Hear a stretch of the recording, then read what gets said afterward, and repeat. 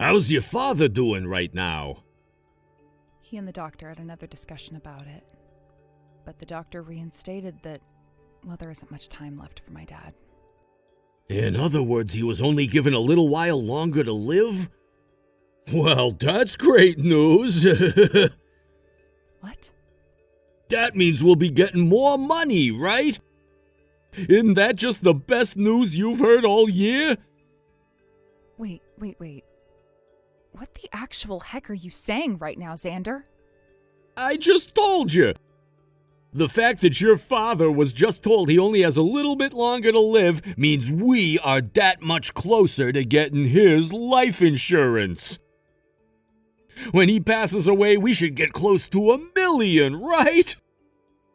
I already went and started work on a new house, so as long as he kicks the can soon, we'll be set. I am oh so looking forward to when that time comes. Who are you? What? I'm your husband, Xander. Why are you acting so dumb right now? I'm just wondering because my husband Xander has never said anything so heartless like that before. You're joking, right? Why would you say something like that? I have been thinking about all of this for a very long time, but I never wanted to say anything to anyone about the money.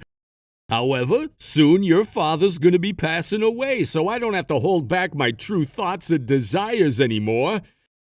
And the fact that you never had a mother around when I married you makes all of this so much easier. I'm so glad I was able to hold back my feelings this long. You're a dick, Xander. Hey, shut up. It's your fault for never noticing the fact that I was into you more for your father's money than anything else, idiot. Did you really think there was anything else about you that drew me in besides your family's money? When it comes to all women, all you're good for is helping us men move up in the world. And that's why I'm using you as my stepladder. Is that the way you've thought about me this whole time? Should I say what I really think? Would you go and spill all of this to your father right after? Well, if you go telling him anything that I've said and will say, the shock will only make what time he has left shorter. Man, the fact that he has to die before he ever even got to see any grandchildren is really so heartbreaking. You've been such a freaking idiot that you never had a chance of realizing my true intentions. Now, for dinner tonight, I'm gonna be having some steak to celebrate.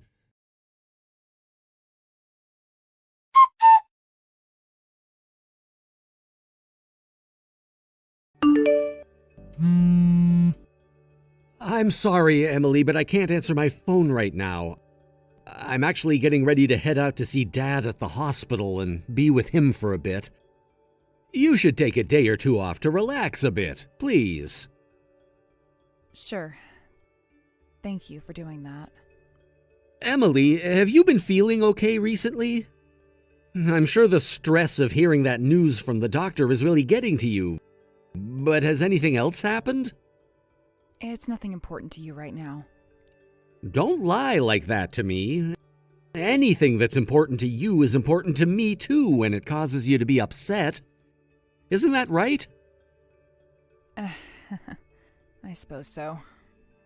And considering I'm talking with you, you'll find out what's been going on with me eventually. Of course I will. I'm your little brother after all. And that's why you should stop hiding what's been going on and tell me now. Well, here's the thing. When my husband learned about the fact that Dad only has a little while left to live, he started to cheer about it. He told me that once Dad dies, we'll be getting his life insurance money and everything else. I see.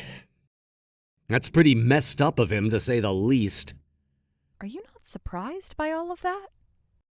I sure am, but I know that you'd never be lying to me about him. When it comes to your heart, there's no room in it for forgiving Xander anymore, right? Yes, Well, of course. Do you want to divorce him? If I could, I'd love to divorce him and cut him out of my life forever. Then I'm going to start supporting you through that process to make sure you can get him off your back for good. You were the one that picked me up when I was down on my luck, and I want to repay the favor for that now. I want to show you how thankful I really am for you coming and saving me from that life of being completely on my own. And the fact that someone would be willing to make horrible comments about my dad like that, I will not allow him to walk away with a win. Thank you so much, Ricky. You're making me feel a lot more confident now. I'm happy to hear that. I'm your little brother after all, and I want to make sure you're okay.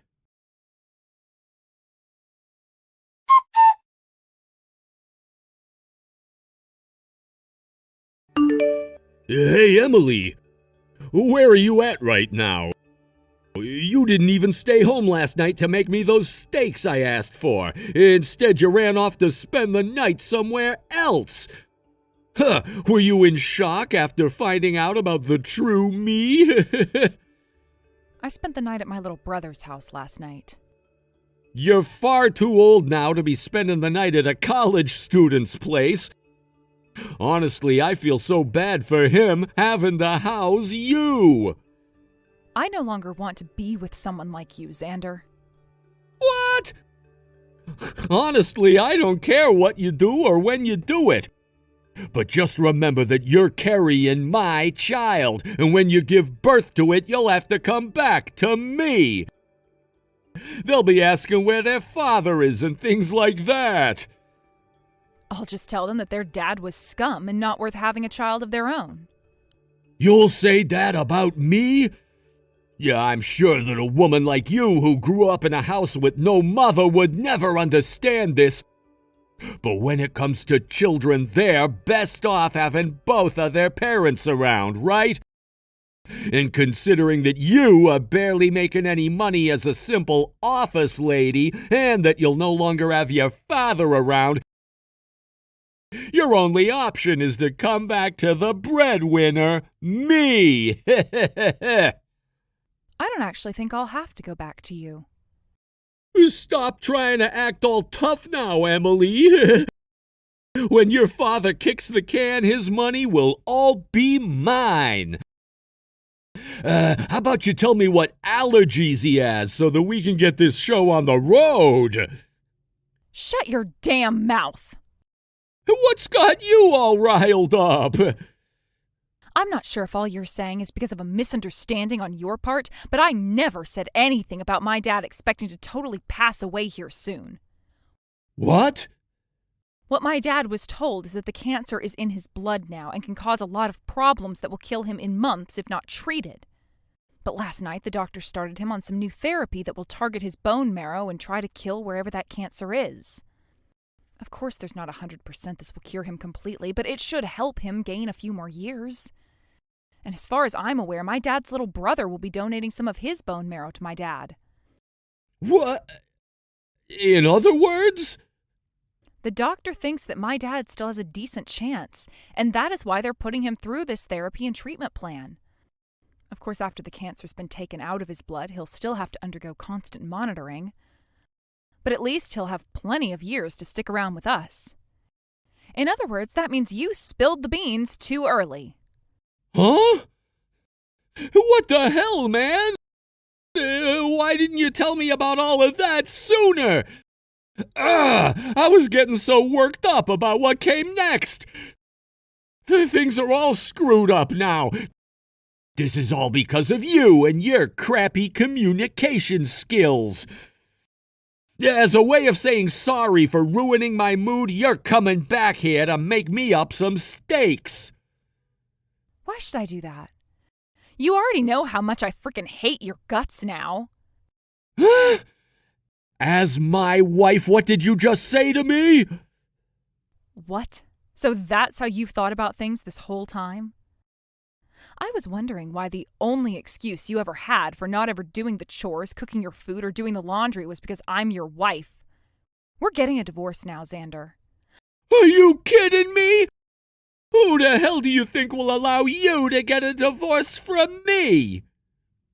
I'll be the one to take care of and raise this kid I'm carrying. I really don't want a monster like you anywhere near my baby once they're born. Also, you were just going on about how my dad's money would all become yours. What did all of that mean? You may be my husband, but you don't have any automatic rights to my family's money. When the wife gets that money from her father, that money then becomes her husband's. That's why I will let you do anything besides get a divorce. So you really did only marry me for my family's money. I'm happy to hear about that plan of yours now before it became too late. Of course money's all I've wanted you for. If it wasn't for your family's money, I would never have married such a plain woman like you.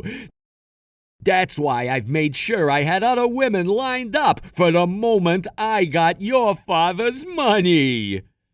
I've already told all of my family about you and your damn intentions. Both my dad and my brother are saying it's totally okay for me to cut ties to you. I'll make sure to take this divorce to court if I have to make sure I get away from you. So you can stop acting like you're my husband still and start acting like a stranger. That new house you got is under your name, right? That means after this divorce, you'll have to figure out what to do with that house all by yourself. Huh? Who said you could just run your mouth like that around me? Did you really think that I'd just accept everything you just said? Get your ass home! And I mean get your ass home right now! I'm not gonna go easy on you tonight, you back-talking whore! Hey, say something!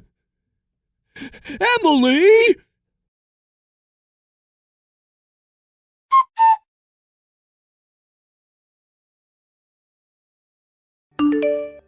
Hello again, Xander.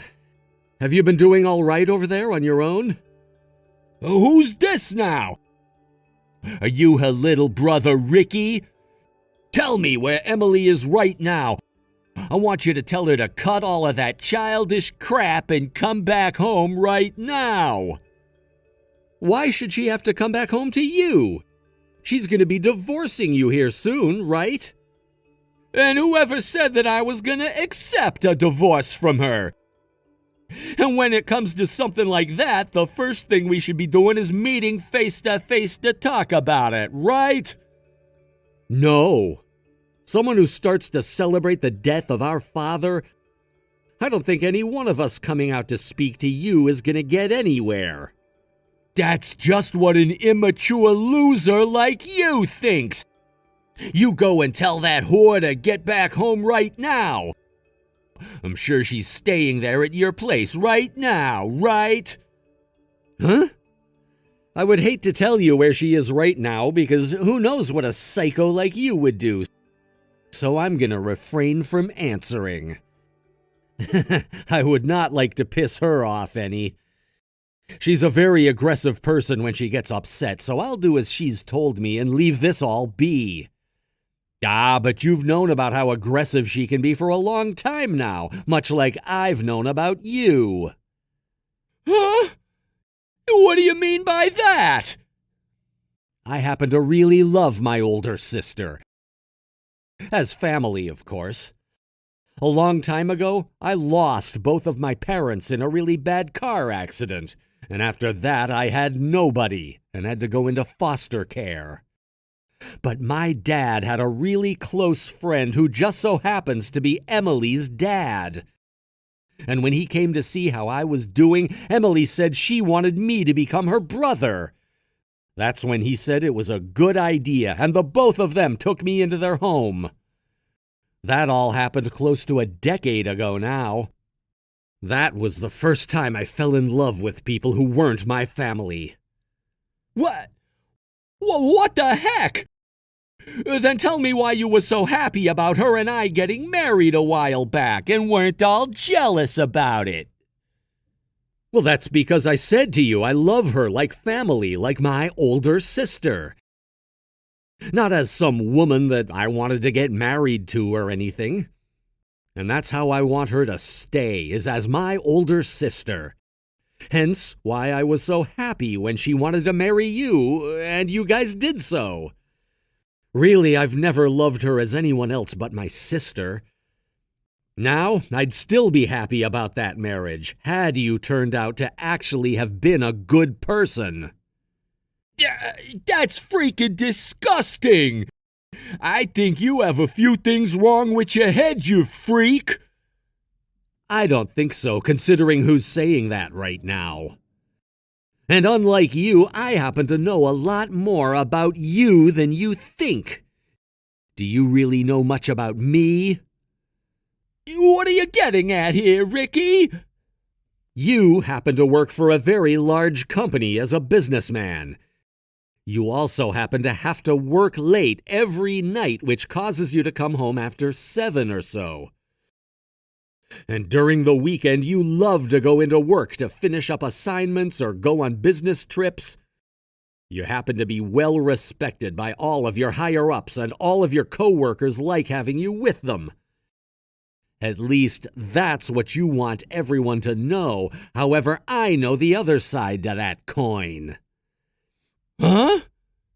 During the weekends, you don't actually go on business trips or into work. And during the week, you don't have to stay late working overtime. Instead, during all that time, you're going out to play with another woman. Huh? What makes you think you can say all of that about me with such confidence? I'll have you taken to court for trying to ruin my image. Are you kidding me? You can't take me to court that easily. And if you did, I'd be in trouble.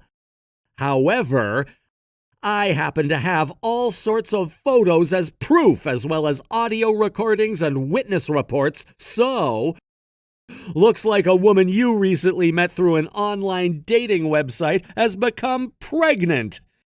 Does that make you a jackass or something like that? Why do you know about that? All I had to do was ask around about you. And when I found the woman you've been with behind my sister's back, it all started to really come out. Of course, I didn't threaten her or anything like that to get the answers I needed, so you can relax, please. All I had to do was have a seat with her and chat for a bit. And then, soon, all of the evidence I needed spilled out. I don't care about her right now. Have you been following me this whole time or something? What? Are you trying to frame me like I'm some kind of a stalker now? All of this ended up happening by coincidence. Just coincidence.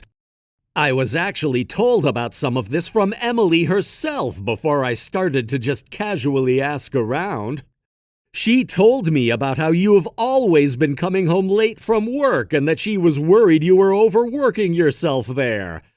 I went out to have a word with you myself to see if you were doing all right.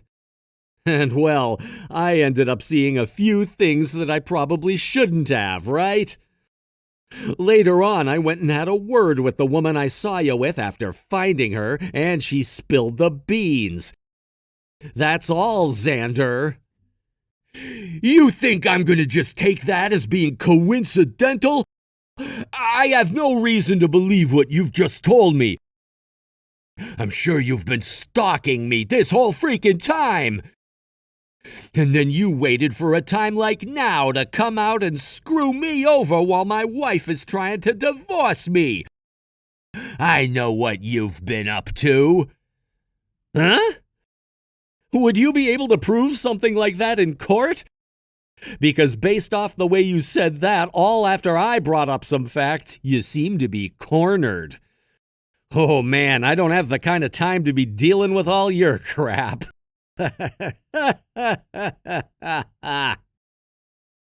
You're really asking for it. There are some other things besides this, Xander. Huh? The fact that you just keep making crap up about me is gonna get you killed. Xander, did you know that in this state, gambling like you've been doing is illegal? What? I heard that you've always been well respected by your coworkers, but it seems that some of them go out with you during the night and gamble over something rather illegal. I hear that some of you will even gamble $10,000 in one go sometimes, which is pretty dang wild if you ask me. Now you're really trying to make things up about me. No, I'm not, because I have all the evidence right here. What? Did you know that recently I've been interning at your company and have seen you a few times in the office? I'm in another department from you, so of course you'd never really notice me, but I've been well aware of you. I'm sure you're just used to working in such a large company that plenty of people come and go all the time. But when I went out and had a few drinks with some of the employees there, they told me all kinds of very interesting things. Things that would normally embarrass people when saying them, but for some reason all of them acted like they just didn't care that I heard them.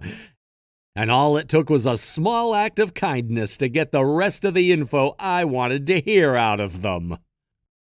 Excuse me? Don't tell me that you bribed them! Are you being serious right now?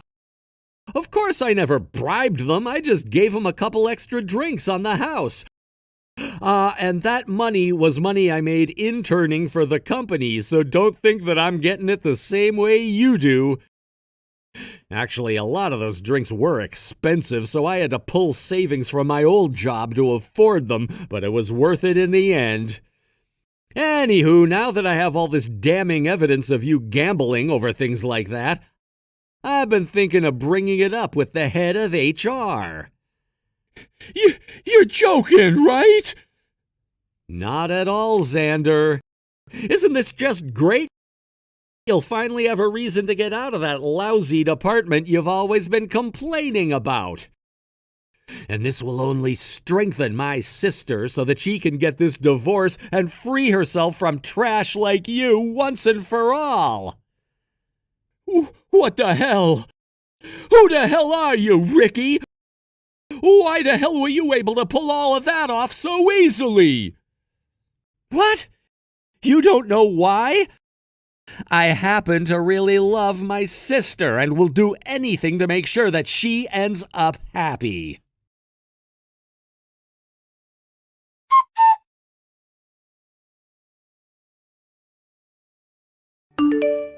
Emily, help me! I don't think I'll be able to handle being on my own anymore. I'm pretty sure that I've already told you I no longer want anything to do with you.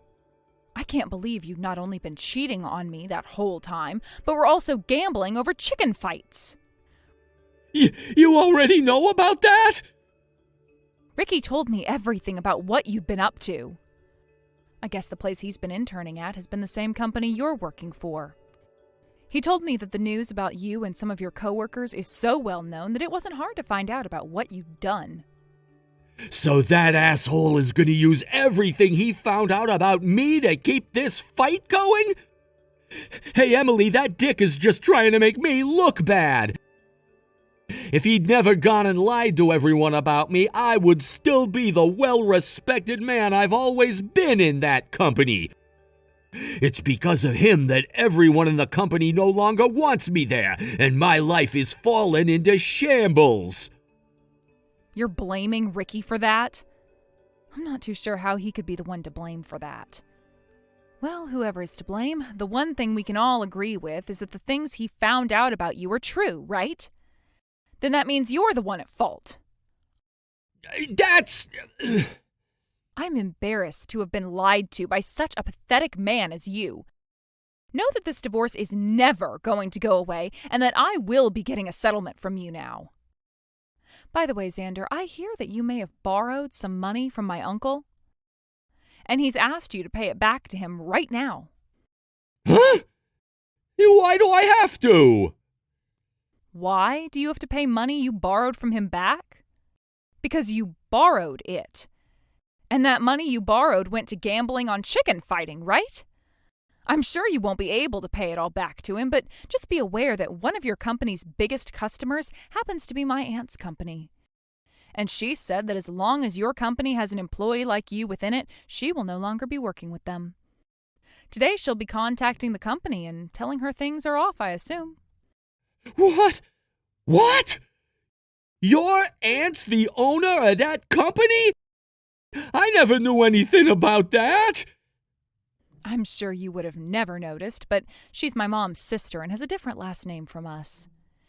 And she's been the one in charge of that very important factory that purchases great deals of whatever your company manufactures.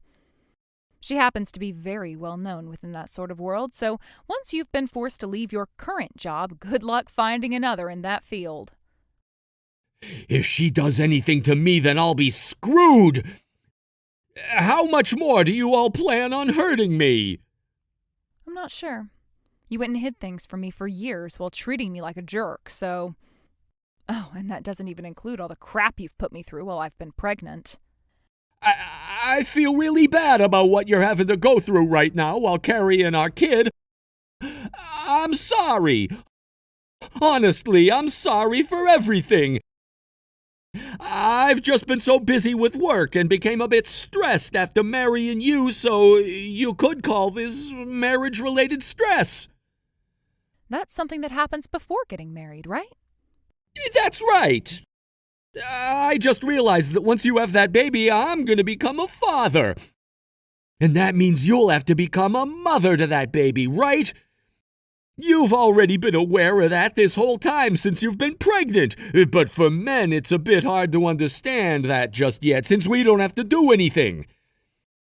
You women would never understand this, but men can be very confused when it comes to what to do when their wife is pregnant. You really think I'm going to agree with such a lame excuse? Are you trying to say that while the wife is pregnant, it's totally okay for the husband to do whatever he wants? You're telling me it's completely okay for them to cheat, for them to commit crimes? You sound like an idiot saying that. If you're really having to go to those lengths to look for an excuse, you're better off rotting in jail. I can't wait for you to lose that job. What? You don't know if I'm going to be fired yet or not? Actually, I do. I heard about it from Ricky. All of this always ties back into that damn Ricky! Ricky said this, Ricky found that. Ricky. Shut the hell up. All of this is because of you. Because of what you've done, I've been left in a terrible position. So now you're resorting to making this my fault? I have no idea what to say anymore. If you just told me everything that doctor said about your father, then I would have never misunderstood you. And had you never gone and talked with that little bitch of a brother you have, you would have never had to find out about me cheating on you and my gambling. All of this is happening because of you, Emily. Your little brother is a real freak. He went and stalked me for weeks like a crazy person. That just pisses me the hell off. Don't you dare talk about my brother like that, you disgusting freaking bastard! Huh? Ricky has done nothing but think about me.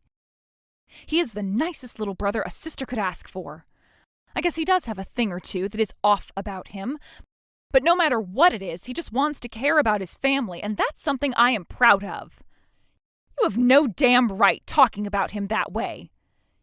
You're just a frickin' pussy hiding behind that phone. Don't you ever talk to my family, my friends, or I ever again. And when it comes to this kid that I'll be giving birth to soon, you will never get to see them. No way. Hold up. I've already been disowned by both of my parents and have nowhere to go. Oh? You told me before that they're out living in the middle of nowhere, and that's why we could never see them. This is the first time I'm ever hearing about how they disowned you. About that! Seems all you ever say are lies. I'm glad I finally got to learn the truth before it was too late. Hold on a second, please. Don't just abandon me like this. You have no right saying that after all the things you've said about me. I love how childish some adults seem to think they can act. I'm sorry. I really am sorry. So would you please just forgive me already? No frickin' thanks. And do you think you could really be forgiven after everything you've done? I get that you're frickin' brain dead, but try using that thing between your legs to put some thought into it. I mean, it's made that choice of having you cheat on me before, right? So go ahead, use it to figure out how much of a bastard you really are. Now I'm out of here.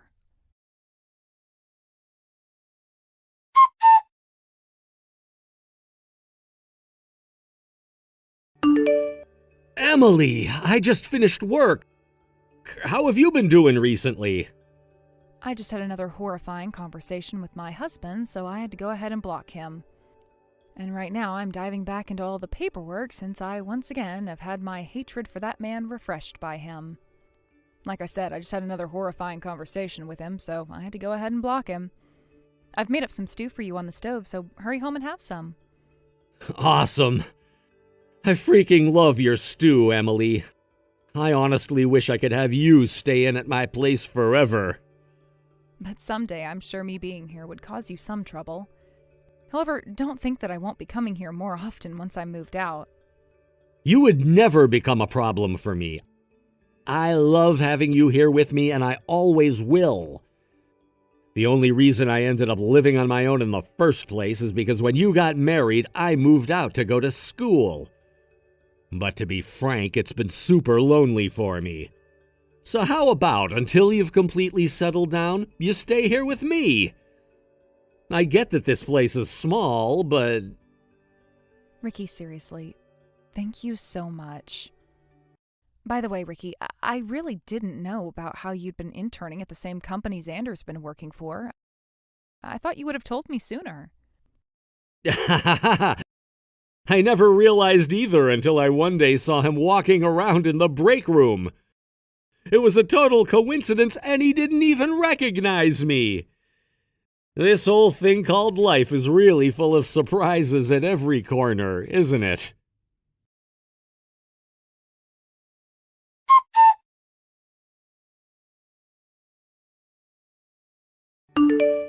The divorce between Xander and I ended up happening not too long after I blocked him. And I was able to get both that settlement from him and child support. He was later fired from the company based on the gambling he'd been doing on chicken fighting, and that soon landed him in jail considering it was against the law. After about a month there, he was able to be released on parole, but now had to face the house he had signed for but could not afford. I'm sure he'll go out and find himself a new job, but that's only if he can find one before he loses his house and has to be kicked out onto the streets. As for myself, things have really calmed down in my life. I've been living with Ricky at his place, but I'm not going to rely on a college student for housing. So I'm in the process of moving out of his place and in with my aunt at her house, where I can then prepare to have my first ever baby.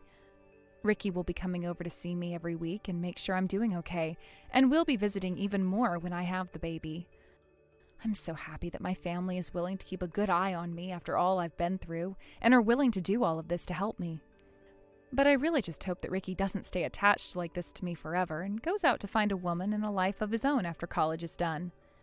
Perhaps he already has a life that I'm not aware of yet besides being around me, and will show me when the time is right. He really is the best little brother a sister could ask for. Thank you for watching and listening. We hope you enjoyed the video. Don't forget to like this video and subscribe. Also, feel free to leave a comment about what you thought of the story. We look forward to seeing you at the next story. Hey, I'm assuming you have all the materials ready for tomorrow's meeting, right? If, by the time I get in tomorrow, you don't have everything for me, I'll kick you out of here. Do you understand me? What? Isn't all the materials for tomorrow's meeting meant to be handled by you, Mason? That is not my job. I don't even have any information myself on what's going on in that meeting, so perhaps I'm not the man for that job. What are you saying? You're the newest employee at this company, right? That means you have to do it all for me, and I shouldn't even have to be saying this right now. If you can't do that work for me, then you're gonna be out of this job before you even make it a year. But this isn't about me being a fresh employee to this company. I just looked over it once more, but you are the department manager, aren't you, Mason? Are you not aware of that? That means you have to be the one to prepare everything for the meeting tomorrow, which involves you personally. Don't tell me that you haven't handed everything out yet. What do you think you're doing? You were supposed to hand everyone those files today at the beginning of the day. What? You waste of time. Ugh. I'm not the one in charge of preparing for that meeting, by the way. That is the job of the newest employee, and that's you. Why are you not able to understand your own job here? If you just think a little, you'd get that all of that work isn't for me to do. Well, even if you think it's my job, if you're handing it off to me, then none of that work will be done. I have my own tasks that need to be done today, and they don't include that kind of work. I'm not even aware of what all you plan to talk about in that meeting tomorrow, and it's getting late. Don't tell me that you're worse than a new hire. You're supposed to already know what your boss wants you to do and shouldn't have to say a word to me before you come saying that the work has been completed. I'm not able to telepathically know all that you want me to get done here. And I have work of my own to tend to as it is, like I said. And I also know that you have work sitting on your desk that needs to get done. So if you're trying to push that work off onto me, I'll have to do something about you. If you can't do my work for me, then you're as good as fired. What? Fired?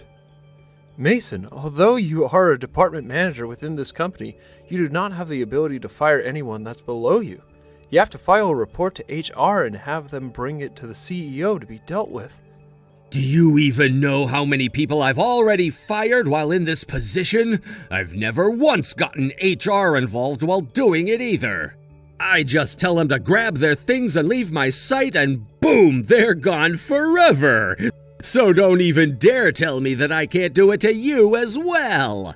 Those that do not do as I've told them are bound to be fired by me. If you understand that, then get to it and finish my work so that I don't look like an idiot tomorrow. Well, for the time being, I'll work on getting everything ready for the meeting tomorrow, but after this, if you need my help with anything, please come to me directly and ask. Now that I think of you, you're working on getting a welcoming party together, right? Yeah, I was asked to work on setting it up. I can't believe they want a welcoming party for someone that's only been here 6 months. If you really have time to be putting together a party, then you have time to get more work done for me. Well, I'm not putting together the party because I want to, though. I was asked to do it, so I'm working on it as part of my job. I was told it will help the rest of the company to get to know me a bit more personally, and so here we are. Well, either way, it'll be a huge waste. Huh? What are you talking about? Whatever place you choose to reserve for the party, I doubt anyone will be coming. You're the most worthless employee within this company in its whole history, after all. Worthless? What makes you think you have the ability to judge one's worth within this company? Have you already forgotten that I'm the one doing your job for you by preparing this material for the meeting? You're not being asked to get all those materials ready. You're doing all of that on your own. But I was just asked by you to have all of this material ready by tomorrow. And if this isn't completed by the meeting, then a lot of people will be affected. I don't understand what you are going on about, but I want to focus on my work right now, so I'll be going. I know that you're worthless and don't mind slacking off on company time, but at least get the basics taken care of. Even if that requires you to stay late, you get it all done. I get it. Now, I have to focus, so goodbye. We're not coming to that restaurant today, bud. What? What are you talking about, Mason? We're all gonna have our own party over here. Go ahead and cancel the party you had planned for all 60 of us, please. What the heck are you talking about, though? You're asking me to cancel the reservation on the day of the party? Well, that's because you're a worthless employee. None of us within this company want to go there with you to drink and chat. And which of the employees have been saying that? I believe that it's only you that doesn't want to be here today. And you seem to be the only one that thinks of me as worthless and worth your time talking down to. The only person that thinks people wouldn't say that about himself would be someone as stupid as you are. Is that what you think, then? Am I really that worthless and stupid to you? You're beyond helping, and keeping a worthless employee like you within this company is a pain for your boss. Can you see now that I don't like having to lead you? Well, you worthless new hire can just sit there drowning yourself in alcohol. So you really do enjoy talking down to me like that, then, huh? Well, nobody else is coming to that place you've reserved to have a drink with you. I'm having everyone come with me, and we'll go to another restaurant to drink. You go ahead and cover the cost of that place for us. I see. Then you are fired. Huh? Having to listen to any more of this out of you is going to give me a migraine. I don't think there is any more reason for me to talk with you, so you're going to be let go. What are you saying? You're my subordinate, right? There's no way you'd be able to get your boss fired when you're beneath me. I guess it's true that you are as stupid as everyone said. I've only just become the vice president of this company, Mason. Did you know that? Huh? Today's party is supposed to be in celebration of that, but you should already know who I am, right? Just today I started to do my job as the vice president, and yesterday was my final day in my last position. And so from today forward, I am no longer considered to be working underneath you. And actually, no one will ever be allowed to work underneath you ever again with this company. What are you going on about, man? The vice president? I can see that this whole time you just assumed I was some new hire that came into this company to take the place of the last guy you fired from your department. But I have come from overseas to be in this company. Huh? Half a year ago, it was decided that I would be taking on the position as the vice president of this company. And that's the reason I'd always be gone from my office and in meetings with other managers of the company. And you saw that I was speaking with a lot of the other managers within this office, right? You're lying. I never heard a thing about you becoming the VP. But as a manager yourself, you should have been hearing all about this from upper management, right? Well, from what I've been able to tell, nobody else within this company really tolerates you enough to come talk to you. And I'm sure that you wouldn't have been listening to anything they said to you anyway. Even if you did get emails from the company about me, you would have never opened them. I'm sure had you actually read the news and paid any attention to your workplace, you would have never spoken to me like you have so far, right? Hold on a second for me. Are you being serious? Justin, are you really the vice president now? Well, if you'd have come to the welcoming party today, you would have been informed of that again. But since you went to another location and tried making a party of your own, you never realized that. Be aware that I wouldn't have anything to gain by lying to you about this, Mason. This is all the truth. All of it. So you're the vice president. I'm so very sorry for the very rude attitude I had towards you just then. But I had no clue of this, so nothing I said was meant to be harmful. Can we both just agree to forget about all of this? Can you just forget about how rude I've been to you? I had no reason to believe that you'd become the new vice president of the company. If I had known, I would have never been as harsh about you and would have done everything I could to support you. And so what, Mason? Huh? I can already see how you behave in the workplace, as well as the bad influence you give off to others in the office building. So, you are fired. And that's final. You are far too rude with how you handled me. Huh? You really want me fired? And you do it that easily? Can you please calm down for one moment? Open your eyes for 1 second. I'm a department manager here, and I'm a lot older and wiser than you are, Justin. If you think you can just fire me without thinking of the consequences, then you're not fit to be the vice president. Of course this won't be easy for me, but because of the way you have acted thus far, there is no better chance to get rid of you than now. I can tell that if you're not taken care of, you'll continue to harm new hires, just as you always have. And then under the misunderstanding that you have the right to fire others when you please, you force the new hires to do your work for you. You've really made it clear to me that you're not worth the salary you earn.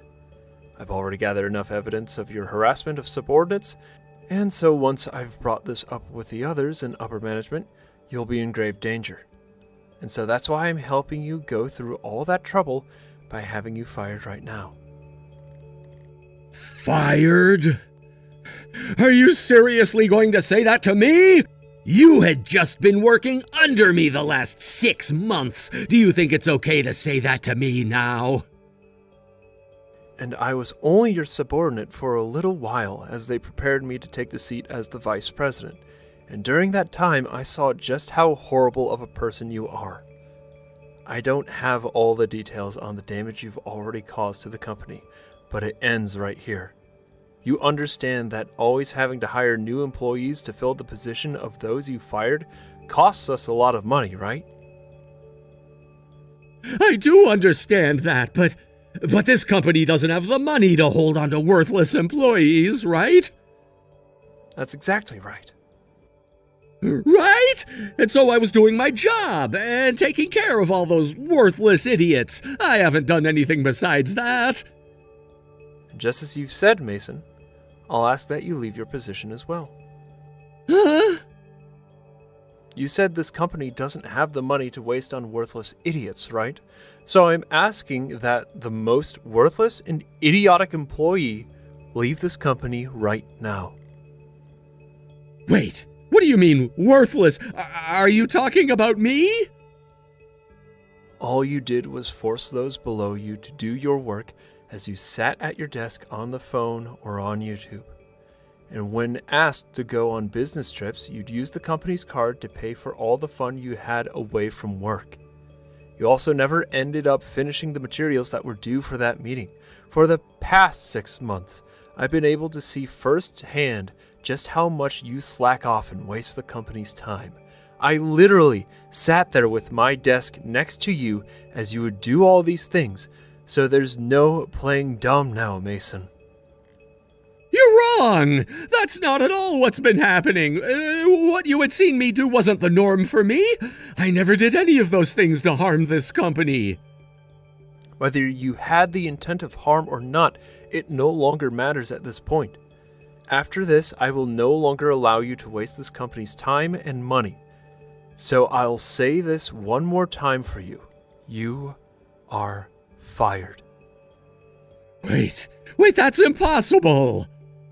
Seems that you're having a hard time hearing from me that you're being fired, but right now you should be concerned about the restaurant you reserved. Huh? Now that you mention it, nobody has shown up yet.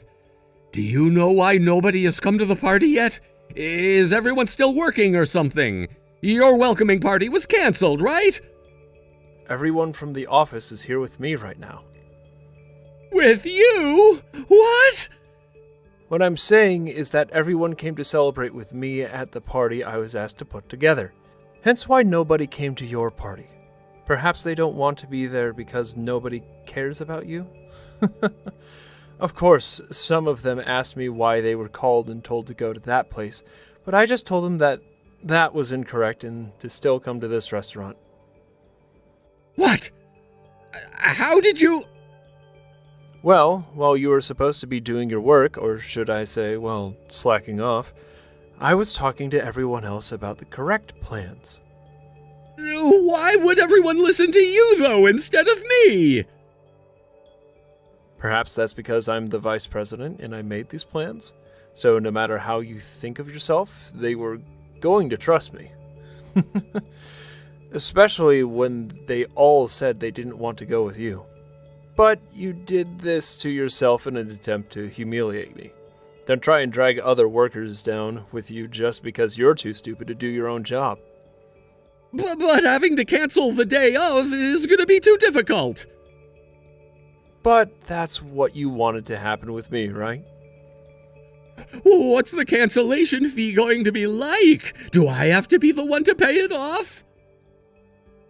Of course. You were the one that made yourself make the reservation there, so you'll have to pay for it. We're all here now having a great time, so you don't have to worry about coming and joining us. And since you're fired anyway, you can't come. Don't say that about me. All of the other managers are there right now, right? Then I'll get my things and be there as soon as possible. I want to be there. Not only are all the managers here, but so is the CEO. Huh? The CEO came too? I seriously never thought you'd be able to get the CEO to come to that party.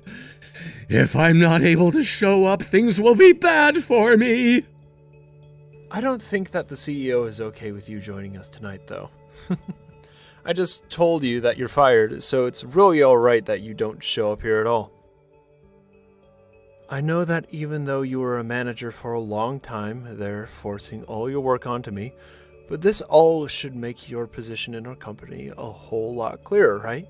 Now, you go and take some time to enjoy yourself there with the reservation you made. The worthless manager can sit by himself and enjoy a drink. Mason started to lose himself for a bit and tried to get into the restaurant that I had reserved for the party. But that involved him running away from the place he reserved for 60 people without paying, and so the manager of the restaurant called the police and he was taken into custody by the police. Once in their care, he was brought back to the store he ran from and was forced to pay up, or else the store would be taking legal action against him. Of course, this was not what he wanted, and so he began to scream and cuss before he finally pulled out his credit card and handed it to the manager. What I soon realized after talking with upper management was that they were on track to having him fired already, but me letting loose on him today finished the process. So the next day, when Mason tried coming into the office, he was told that he really had been fired and to leave before the police had to be called again on him. At that point, he truly did realize that I was the vice president and left without ever being seen again. The lady at the front desk did tell me about what had happened when turning him away, and said that his suit was a mess and that he smelled like alcohol when he tried getting in. He may have thought he was doing the company a favor by firing all those new hires he didn't deem fit, and perhaps that's why he assumed he'd never be fired. But after what had happened to him now, I'd like to say this was a hard pill to swallow. I did the right thing firing him before letting him cause any more trouble to the company, and I hope that he's aware that people will not tolerate that kind of horrible attitude in the workplace, no matter if you're a manager or not. Why are you so slow at doing these things, huh? Haven't you transferred my monthly allowance into my bank account yet? Hurry up, all right? I'm having issues with paying for things. Do you really think it's okay to be self-employed these days? Because I didn't bother checking my accounts or anything, I have to pay about $1,000 more than usual. So hurry up so I can pay that back. Riley, I told you this already. You're about to get married, so you need to become more independent. I can't keep paying for your lifestyle. It's getting too much to handle. Huh? You didn't actually tell me that you were going to stop my allowance altogether, did you? You know that you can't do that to me, right? I need money to live my life. I haven't even had my wedding ceremony yet, so please just keep putting money into my bank account so I can pay for my living expenses. That's not how it works, Riley, and you should know that by now. Your fiancé is a self-employed businessman who earns a lot of money. Why not ask him for some extra cash? You were bragging about that not so long ago, right? Why can't you just ask him for some money so you can buy whatever you want? Don't you think it's a bit arrogant to ask my fiance for an allowance when we only just got engaged? Once we have the wedding, I'll feel more comfortable. We'll be husband and wife by then, so I can ask him then for whatever I like, and I'm sure he'll give it to me. He gives in to me very easily, actually, so it should be fine. But we're still engaged right now, and he's not quite my husband yet. I can't do that to an unmarried man. That's why I'm coming to you, Mom. Just please give me some money.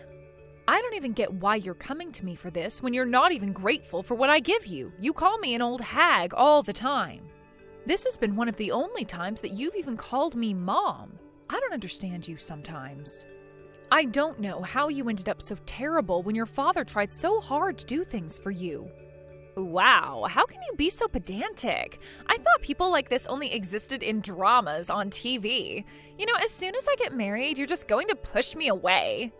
You're going to make me do everything on my own. This is crazy. You know that you could lose the only daughter you've ever had, and I'm not even related to you by blood. You're just another woman who pushes their kids away and says things like she's not my daughter, so you don't have to take responsibility anymore. First of all, I never said I would do that to you. How could you say something like that about me? You labeled me as such a bad person all the time, Riley. Up until now, I've been giving more living expenses to you than what you actually need every month. I get it because you still don't have to work, but still. I've been supporting you financially for a while now, and I think I've been doing a really good job of that. But there's only so much that I can do for you, Riley. Yeah, and? So what that you have? You're making quite a bit of money, so you don't have to be so stingy with your earnings, right? You're my stepmother, after all, okay? You should be financially supporting me, no questions asked. You're the one that got married knowing you'd have to look after your stepchildren. Yes, I suppose I did, but I thought you'd be a little bit more grateful for the support I give you. Of course, that's why I've been providing support for you to live. I'm trying to treat you as if you were my real daughter, my real flesh and blood. A woman should be allowed to do that at least. Yeah, so I don't see what the problem is. Please, just give me my living expense payment. For the sake of your adorable daughter's survival in this cruel world. Well, the problem is your attitude at the moment. You know that I work really hard to earn that money, right? It doesn't just fall out of the sky and land on your feet. I've given up a lot of my own downtime to work and to provide as much as I can for the family and myself as well. Yes, I've heard this whole speech before, and you've earned it through doing hard work. I get it. That's why I'm glad you're giving some of it to me. I can't think of a better way to be spending the money that you earn. It's pretty good, right? You've been working a little bit up until this point, right? You know how difficult it is to make a lot of money these days. Yeah, but that's why I'm asking you for money now, all right? Look, I quit my job already, and I've left the company I worked at. Wait, what? You've quit your job already? But I thought you were going to be there for a little bit longer. Why didn't you consult me about this? Because I'm an adult now, and I don't need to consult with my stepmother every time I need to make a decision on something. I'm getting married soon, so of course it was the right thing to up and leave the company. I don't need them now anyway. I'll have my husband soon enough. My fiancé makes good money, so my future is looking very financially stable at the moment. The people around my desk were also very annoying, so I just quit. But you really can't just go and do something like that so soon. I feel like this could have been planned out a little better. I say this to you because I'm self-employed and it takes a lot to be successful. It's best to not seek stability from a self-employed position. It's unpredictable. Even though I'm making a lot of money now, I could fail and lose my business at any time. The economy could send me into a downward spiral. So maybe, for the time being, you could get a part-time job so that you're not in hot water later on. It would really help you in the long run, to be honest. Yeah, but that's the case you have to deal with. What you're saying isn't the situation I'm in. Look, my fiancé is a very smart person. He's not going to fail no matter what happens to the economy or if other outside forces change. You're being too anxious. But you don't know what happens out there. You're not living in the reality of the real world, Riley.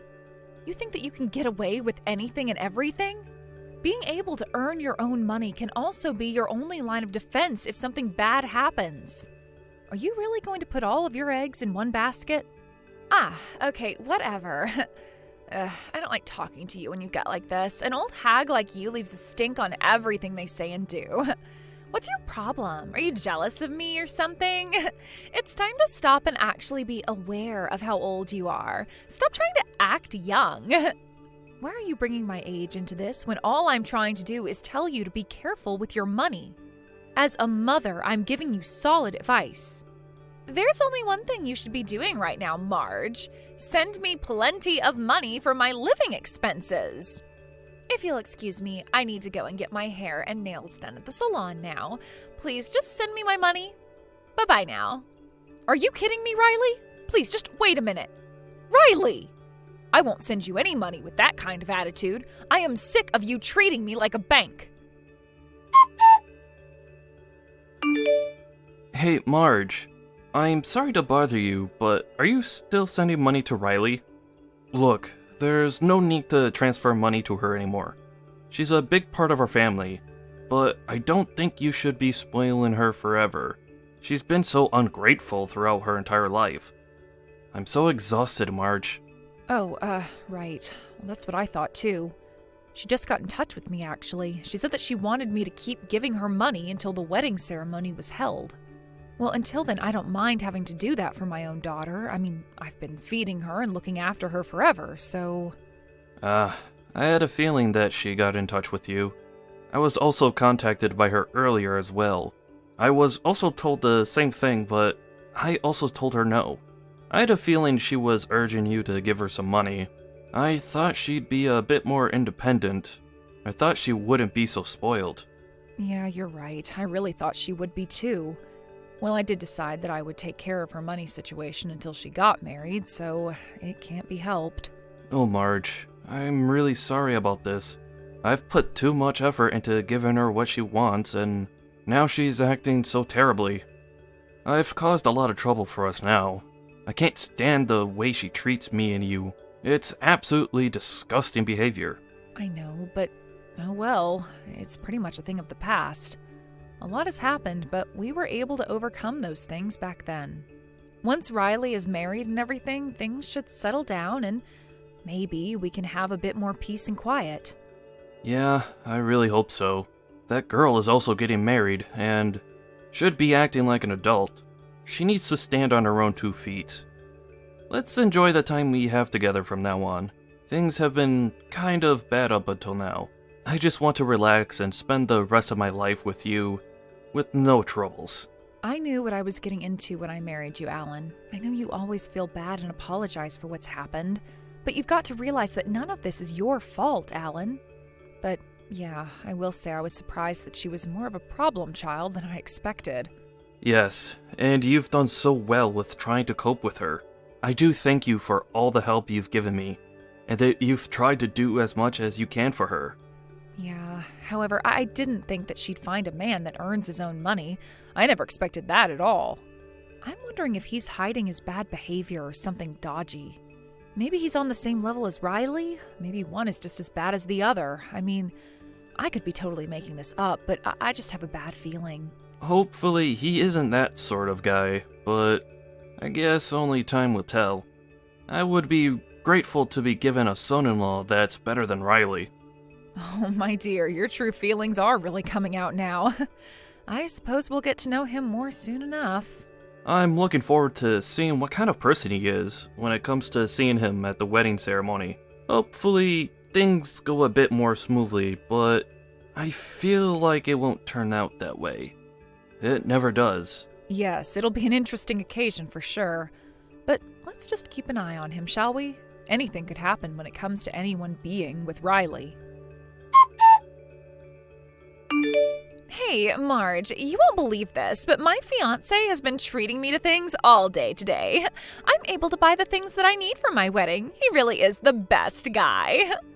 Okay, I don't get you sometimes, Riley. What is with the attitude? Why is it only me that you're being salty to these days, huh? Well, you're not my real mother, so I feel like it's fine to treat you however I like. Especially since you're so hesitant to give me any money. You've got to be kidding me with this nonsense, Riley. You can't treat me like this. I'm still your stepmother. Your attitude is really frustrating me. Jeez, okay. Well, I was actually messaging you to tell you that you're no longer invited to the wedding ceremony. Wait, what? What did you just say? What do you mean I'm not invited? This isn't funny, Riley. This isn't the time to be making jokes. My fiancé told me to tell you that you're not blood related, so why should you be invited to the wedding? Please don't show up on my wedding day. You'll ruin everything.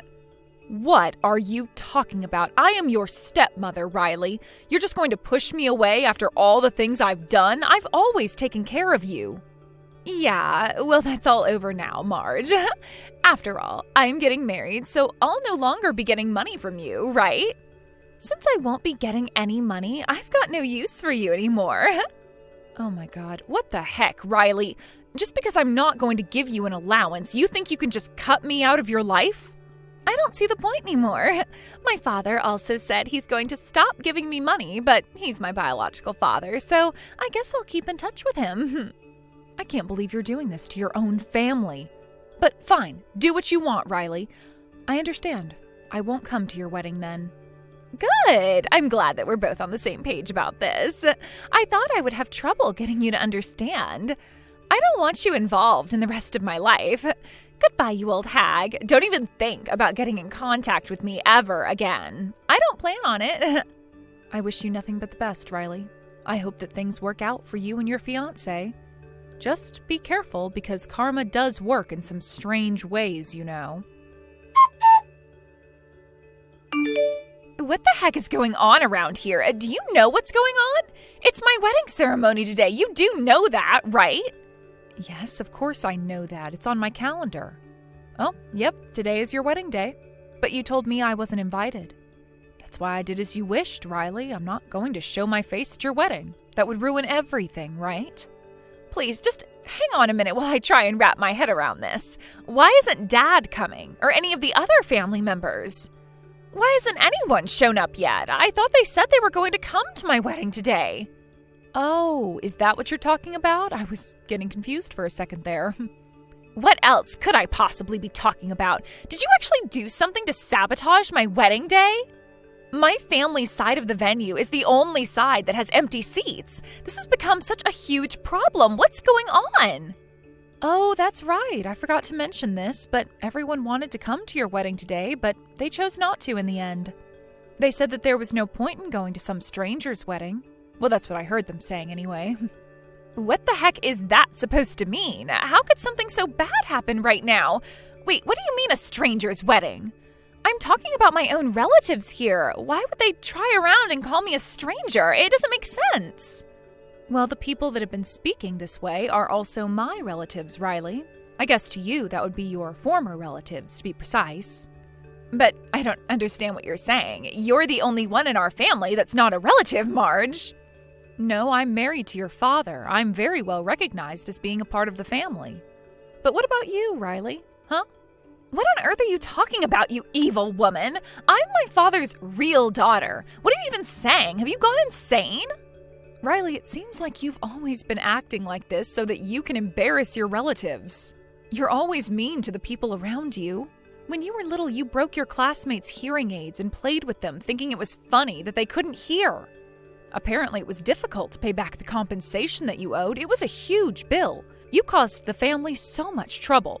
Okay, yeah, maybe I did something along those lines, but come on, I was just a kid. We all do silly things. Kids can't help that. Besides, what's that got to do with what we're talking about right now? You need to tell those family members to get down here and fill those seats.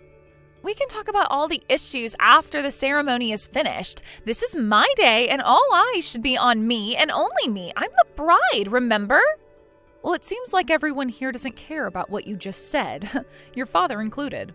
I'm so furious to learn about your attitude and your fiancé's attitude towards my wife, Riley. You're both adults, for goodness sake.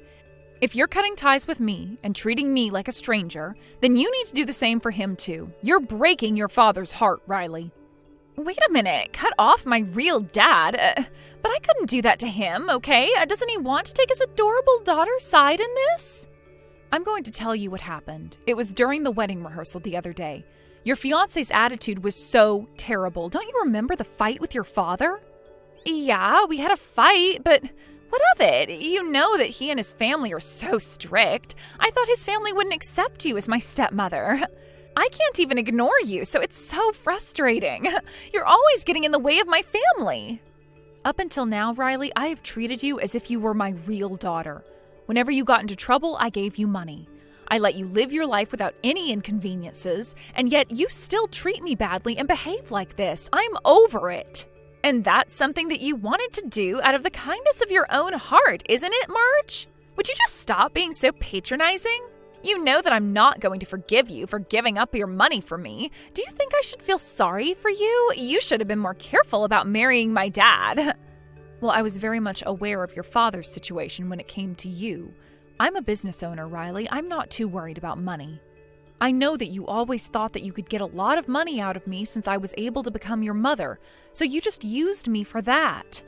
Because I was able to give you a lot of money for your living expenses each month, I suppose it was a condition so that Alan and I could get married. Yeah, that's right. So, what's your point in all of this? Even if that wasn't the case, we were still poor. I was just a girl who used her father's money. I guess it's only natural for you to hate for trying to suck my dad's bank account dry. Yeah, I definitely thought that you thought of your father as a money tree and that's it. But he and I were aware of that. Yeah, I had a feeling you were both aware. Well, to be honest, I don't give a crap about that. I guess thank you for giving me money up until now. Thank you for all the hard work you've done, Marge. I guess it wasn't all for nothing. Okay, that's it. Alan and I are tired of your attitude. That's why I'm dealing with your selfishness right to the bitter end of this. From today onwards, have your wedding ceremony and do whatever you want as a married woman.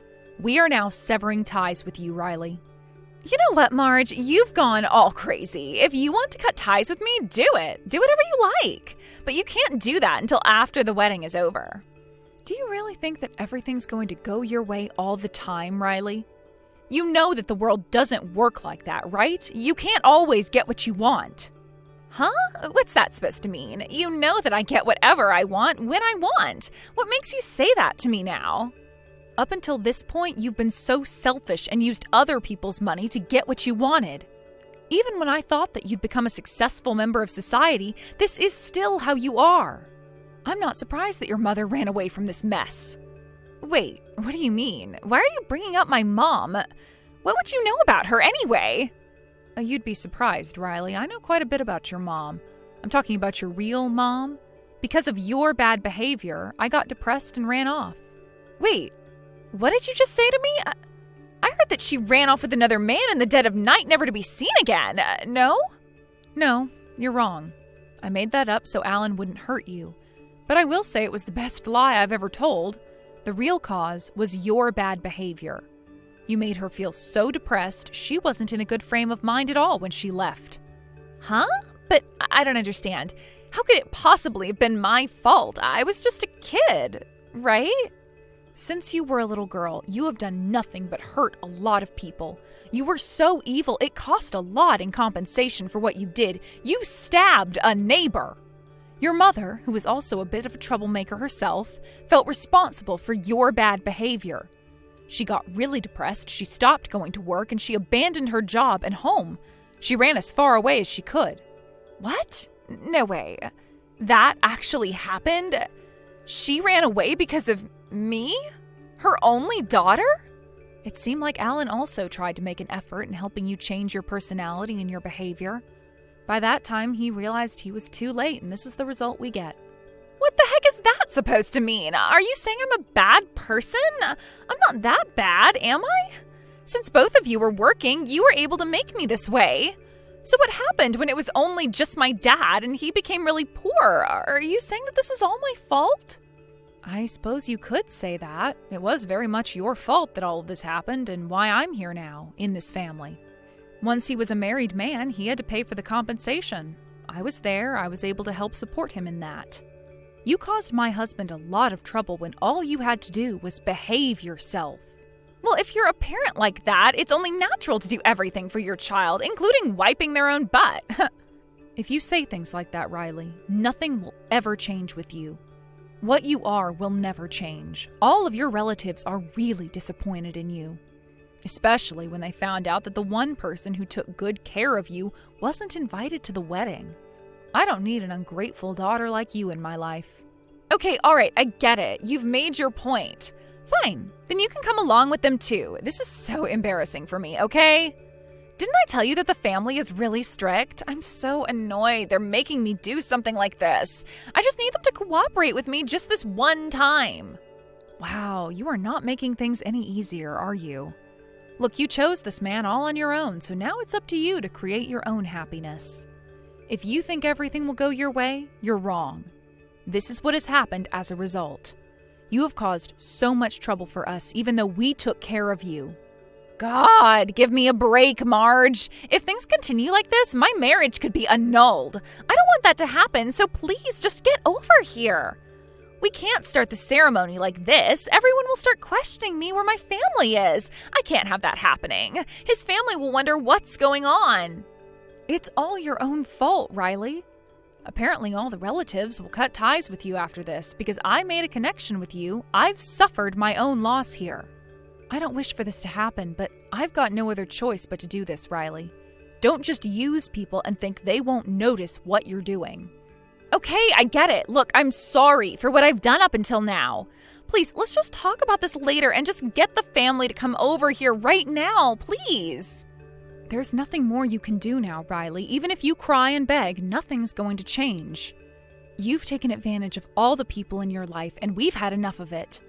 Don't you know that you need us more than we need you now? I bet that it's hard to be abandoned by all the people in your family and then get that realization that you're just a scumbag daughter.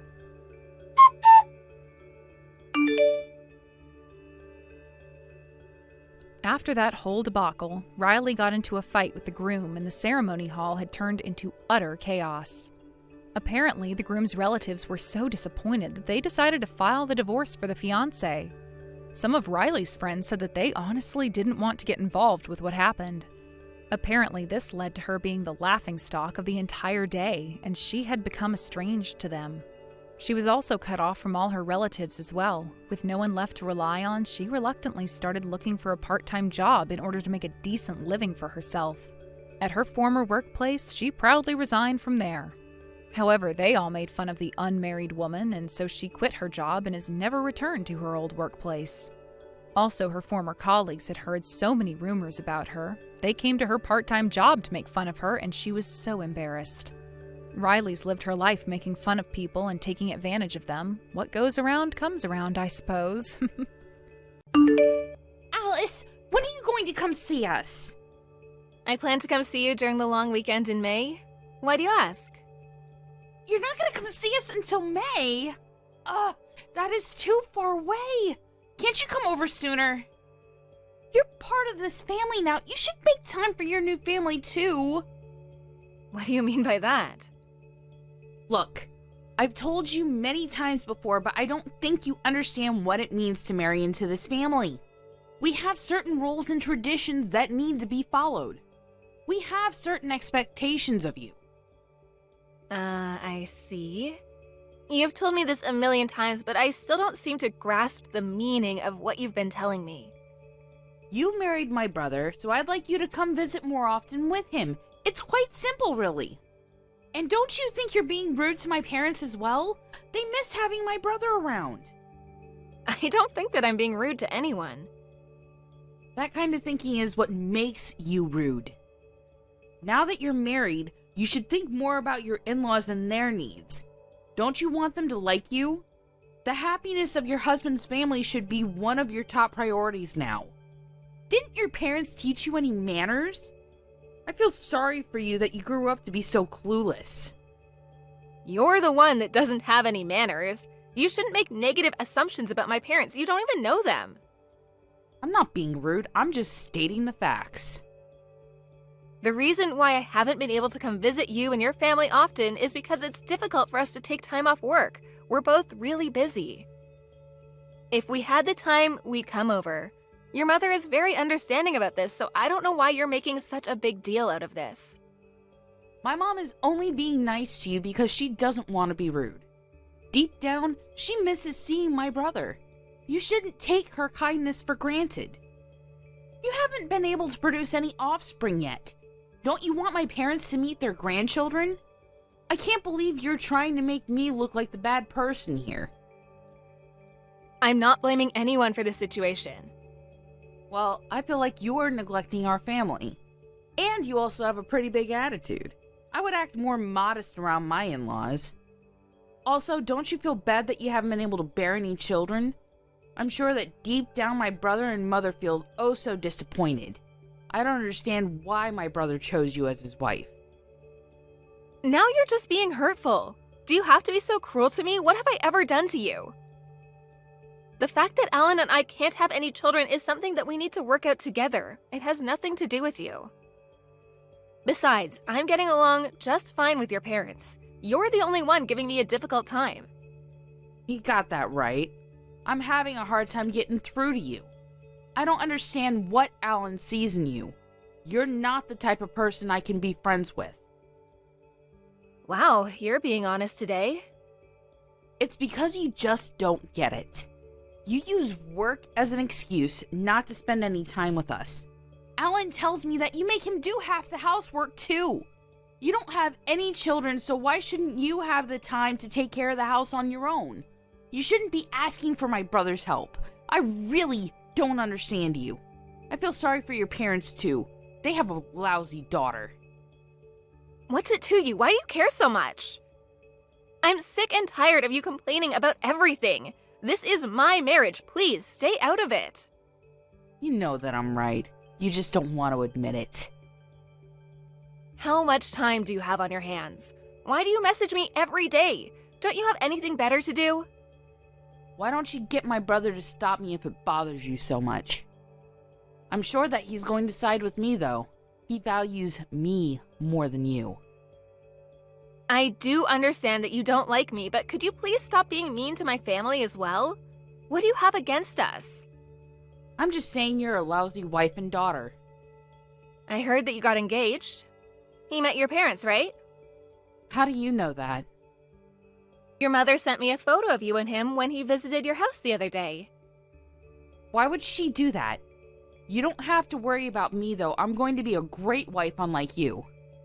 Do you know where your fiancé Kevin is from? How do you know his name? It's very creepy of you. I don't want Kevin to meet you ever. You're an embarrassment to my family. I'd like you to divorce my brother. Please leave me and my family alone. We don't want anything to do with you. You haven't answered my question. Do you know where Kevin is from? He's from the town next to ours. I'm from the same town as Kevin, you know. Huh? What's that got to do with anything? Kevin is my childhood friend. What's your point? I just think it's a big coincidence. Kevin and I used to be neighbors. We've known each other since we were small, and we went to the same school together until we graduated high school. I still see him a couple of times a year when we meet up with old friends. Where are you going with this?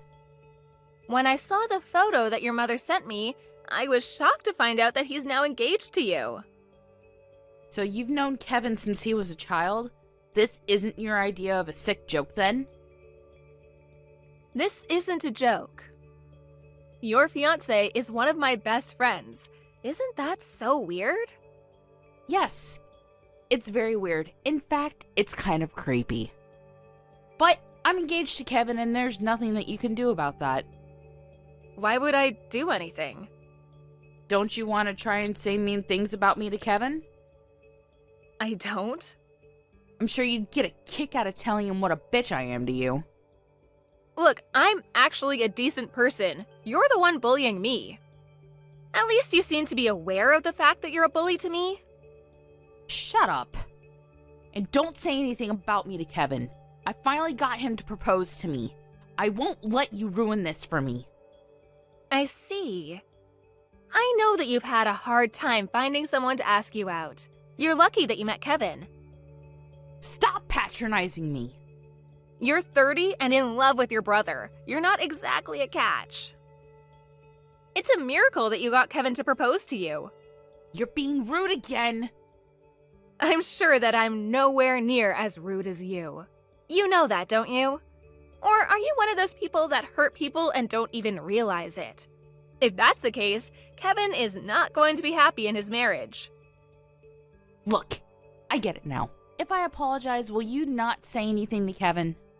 I think it's a little too late for that. My family and Kevin's family are really close. Kevin would be devastated if he found out what you said about me and my parents. I had no idea you and Kevin were so close. I'm really sorry for my behavior up until now. I promise to be a better sister-in-law to you from now on. Will you forgive me? That doesn't sound like a heartfelt apology to me. I'm not out to destroy your relationship with Kevin. I'm not evil. And you won't say anything to Kevin then? I don't plan to. You're nicer than I expected. Like you said, we're family now. Family is supposed to look out for one another, right? And I'd like Kevin to have a happy marriage. He means so much to me. I think we started off on the wrong foot. You're actually a good person. I'm sorry I didn't realize that sooner. So you're going to move in with Kevin's parents, right? Well, we haven't talked about that yet. Why not? Kevin told me that he expected you to move in with his parents. I like living in this town. I don't want to move. There isn't much to do in Kevin's town, and I prefer living with my own parents. And I wouldn't have so much freedom if I had to live with Kevin's parents. That makes no sense.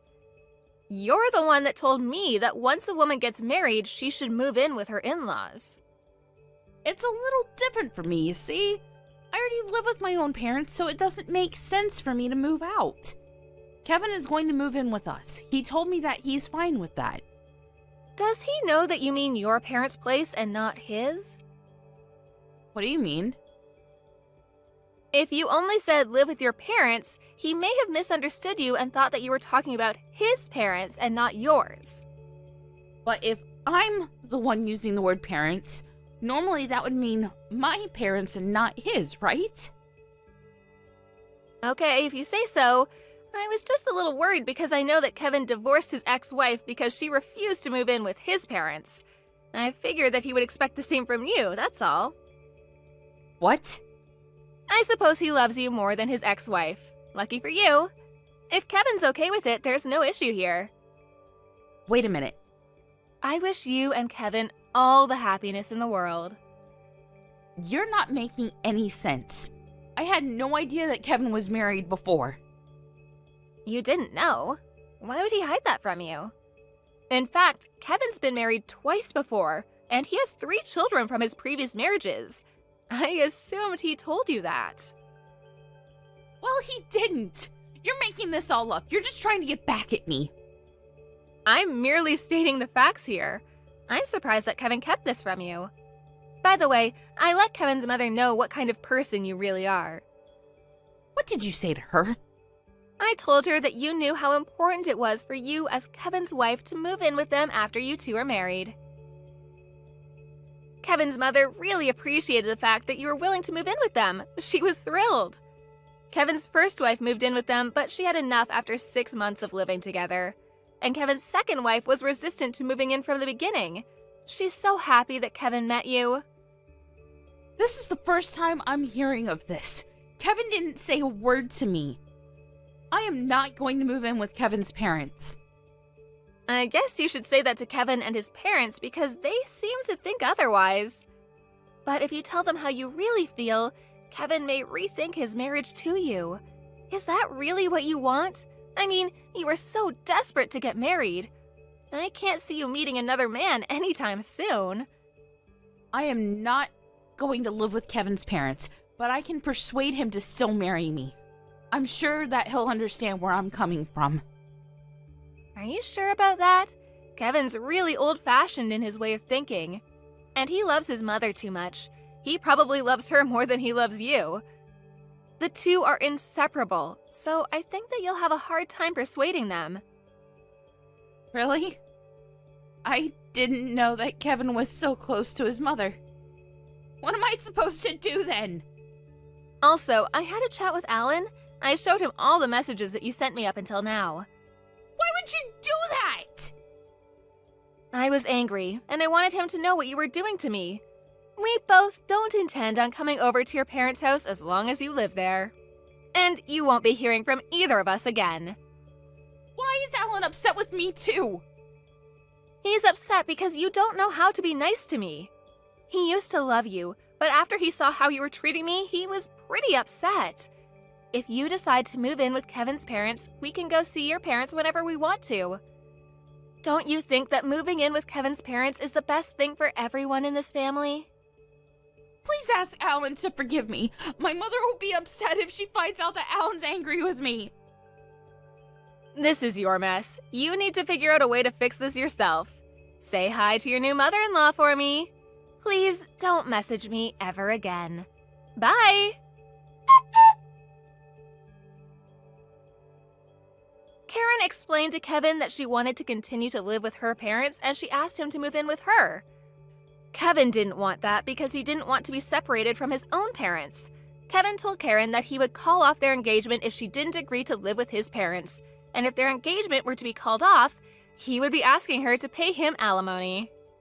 In the end, Karen ended up marrying Kevin and putting his needs before her own. But things didn't go so well for Karen. She found it tough and miserable to be living with her in-laws. On top of that, she saw that Kevin had to use a majority of his earnings to pay for child support for the children that he already had with his previous 2 wives. That didn't leave much money for Kevin and Karen, and so they were forced to live a frugal life. Also, Kevin cared a great deal for his mother and didn't pay much attention to Karen, which left her feeling very lonely. I guess karma gave Karen what she deserved in the end. I've finally chosen what university I'd like to go to. It's going to be the one to the north of us here, Wilmore Tech. But having to think about your moneyless butt still being in this house is not a great thing for me. It's actually been annoying me so much lately that I can't focus on my future anymore, so let's do something about you. Why don't you start thinking about leaving soon? I'm sure my dad isn't even interested in you anymore, right? Cora? Why would you say something like that out of nowhere? Congratulations on getting accepted by the school you've been wanting to go to, but what's with you acting so rudely right now to me? This all is not just coming from nowhere, okay? I want to know, actually, why have you still been living here with us? I get that you and my dad are married to one another, but that relationship you guys had is long gone now. He's no longer happy with what you've been doing. And you are getting in the way of the amazing life my dad and I could be living with each other right now. So I'm asking that you go away right now. Why do you think I'm the one getting in the way of that so-called amazing life with your dad? From what I've felt, you've been better off having me around than the life you had with just your dad before, especially with the choices he's been making recently. I understand that you and him married, making you my mother on a technical level, but you're not really my mom. You're nothing to me, actually. Not family, not a friend. You're nothing. Now you get out of my dad's penthouse right now. Your dad's penthouse? Is he the one that asked you to tell me all this? I haven't been causing problems for you two so far, right? And I have most certainly not been getting in the way of you and your dad's life together. I have no clue why you'd say something like that to me right now, but aren't you aware that you might be a little confused here? I haven't misunderstood anything so far. I know everything about you already, so no need to try lying to me. You know everything about me? What all do you know then? Because so far what you've been saying is wrong, and it's all become very concerning for myself. I know one thing about you is that you use up all of my dad's money, and that's why he hasn't been able to give me any more money as my allowance. He's told me how much you love to go shopping and how you always spend too much on groceries every week. Huh? What do you mean? As far as I'm aware, I rarely ever go out to shop for things besides food because I never have the time to. And when it comes to buying food, the only reason I have to buy so much is because your dad is eating all the time. Please, I meant what I meant. Are you not able to understand even the most basic of English? It's so wonderful that a stupid hag like you was able to marry a man like my dad. Because of that, you've been given such a relaxing life where you don't have to do anything. Had it not been for him, these past 5 years of your life would have been hell, having to try and manage all by yourself. Had my dad married a competent woman, then I'm sure you'd be out there on the streets begging for money with a little coffee cup. I believe it's because of my own actions that I have the life I'm living now. I wouldn't say much of this is thanks to him. Actually, as of right now, the only thing your dad is giving me and this relationship is his cold shoulder. Wow. So you don't even know what all you should be greatly thankful for right now. Well, as you could already tell by now, I have hated living in this place with you. But for the longest time now, there was nothing I could do about it, so I've kept most of those feelings to myself. I'm no longer able to keep them to myself now, though. I don't want to be around you anymore in this penthouse. So if you're now aware of the pain and trouble you're causing my dad and I, you should get out of this place, right? No, I'm not going to be leaving this place. You really are one stubborn old hag. This is my own house, so I'm not going to just get up and leave because you've asked me to. If you are really wanting me to be the one to leave this house for you, then I'll make sure to stop making payments on this place and end my contract here. I don't plan on doing something like that, and I hope I won't have to either. You are the worst hag I have ever come across. Why do you keep talking about me like that? For 5 years now, I've been the one taking care of all your needs, right? While you've been in middle and high school, I've been the one taking care of you instead of your dad. And when it came to all of your events, I've been the one there cheering you on. So why are you treating me so poorly right now when I've done nothing but love and take care of you? Because you have been taking all that money my dad earns and using it all on yourself. There's no way I'm going to keep letting someone like that take advantage of my dad, okay? So that's where the confusion is. You happen to want money from your dad, and so you went asking about it. And when he told you it was my fault you aren't able to get any, you got upset with me. Well, let me tell you right now, whatever he's gone and told you is all a lie, Cora. Dad would never lie to me, all right? You can just shut your lying mouth up now. You shouldn't be saying things like that to me when I've been very kind to the both of you by letting you live in this penthouse with me. Oh, shut up already. You're the one being allowed to live here because of my dad's kindness. If you don't want to become some stinky old homeless on the side of the street, then hurry up and find yourself a new place to live. If you don't find somewhere soon, then you'll be kicked out of here and have nowhere to go. Excuse me? I've told you already that I'm not going to leave this place. Is that so? Then let me tell you what I'm really thinking. And I'm going to make sure you regret the way you're talking to me. I'm not going to regret a thing. I feel that you really need to figure out the truth right now before you make any stupid moves, all right? What have you been telling your daughter all this time, Carter? I think you need to start telling her the truth before she does something really stupid. What do you mean start telling her the truth? You know what I'm talking about. I have no idea why for a while now you've continued to lie to her in order to cover up the truth. But you need to tell her the truth right now. She's your daughter, and she deserves to know, right? Are you not embarrassed to be lying like that to her? I'm embarrassed hearing about how you've lied to her so far. You can calm down now.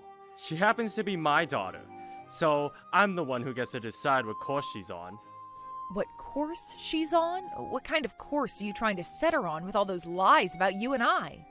You're making me look like the bad guy over here. And what's wrong with that? What? Her and I are doing really well together right now. So why does it matter that I tell a few lies about you here and there? If anything, you're the outsider in this family, so you don't have a say in the life I have with her anyway. Is that right? So there's no point in trying to help you here, is there? Understood. Then you can go ahead and keep telling her whatever you'd like. But I'm going to start doing what I want as well. I just handed in your guys' divorce papers. What? I have the right to do something like that for my dad, right? I am his daughter, after all. Now, I want this parasite out of the house right now. I have been telling you that what you think is going on has not been true. Trying to kick me out of this place is not going to work for you or for your dad, so you should have just stopped when I told you that. It's not going to work? I think this will work in ridding this house of you for good. The divorce has already happened now, so you're nothing more than a stranger again to my dad and I, which means you'll have to leave this house, right? I've not made any mistakes here because I'm not the one who's been confused this whole time. You have made a mistake, though, and this whole time you've been very confused about everything. Just stop it already with all that talk and leave. You're the one that my dad has been letting live in his penthouse this whole time, you hag. The courthouse has already processed the divorce papers, so you can go already. Your dad's going to be the one leaving this place then. What? You have really been pissing me off with all that talk there. I am done playing the nice parent, considering I'm no longer your parent in your eyes now. I never thought that the girl I've been kind enough to house and raise these past 5 years would hand in our divorce papers like that. But you really went and did it, didn't you? I've been saying that this whole time, haven't I? Which means it's all over for you. All over for me? Right. I'm pretty sure it's all over for you guys, though. What did you say? Thank you so much for taking the time to hand in our divorce papers for me. I'm thankful for that. So now that means you two need to get out of my place. What are you talking about? You probably won't understand what I'm talking about until after you're kicked out of the place.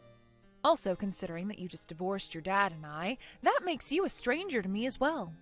To be honest, I've thought of you as a stranger all this time. Were you aware that I was the one planning to pay for you to go to college? And have been the one paying for all of your school supplies? Huh? Pay for me to go to college? What are you talking about now? I'm going to stop bothering with all that now, and we'll even take back the money I paid in order to get you to graduate. You might have thought you had the upper hand here, but it's because of me that you were finally given a decent life to live. But the fact that you haven't even realized any of that yet, oh, you poor little thing. What is all of this about? All I'm hearing from you is some of the most stupid talk I've ever heard. You really think I'm going to listen to anything you're telling me right now? I know that my dad has been the one allowing you the chance to live a decent life. Trying to lie to me about all of that again isn't going to help you any. Lying to you? If you really still believe that I'm lying to you, then why not go ask your dad about this? Come on now, just shut up and leave this place already. Thank you again for handing in those divorce papers for me.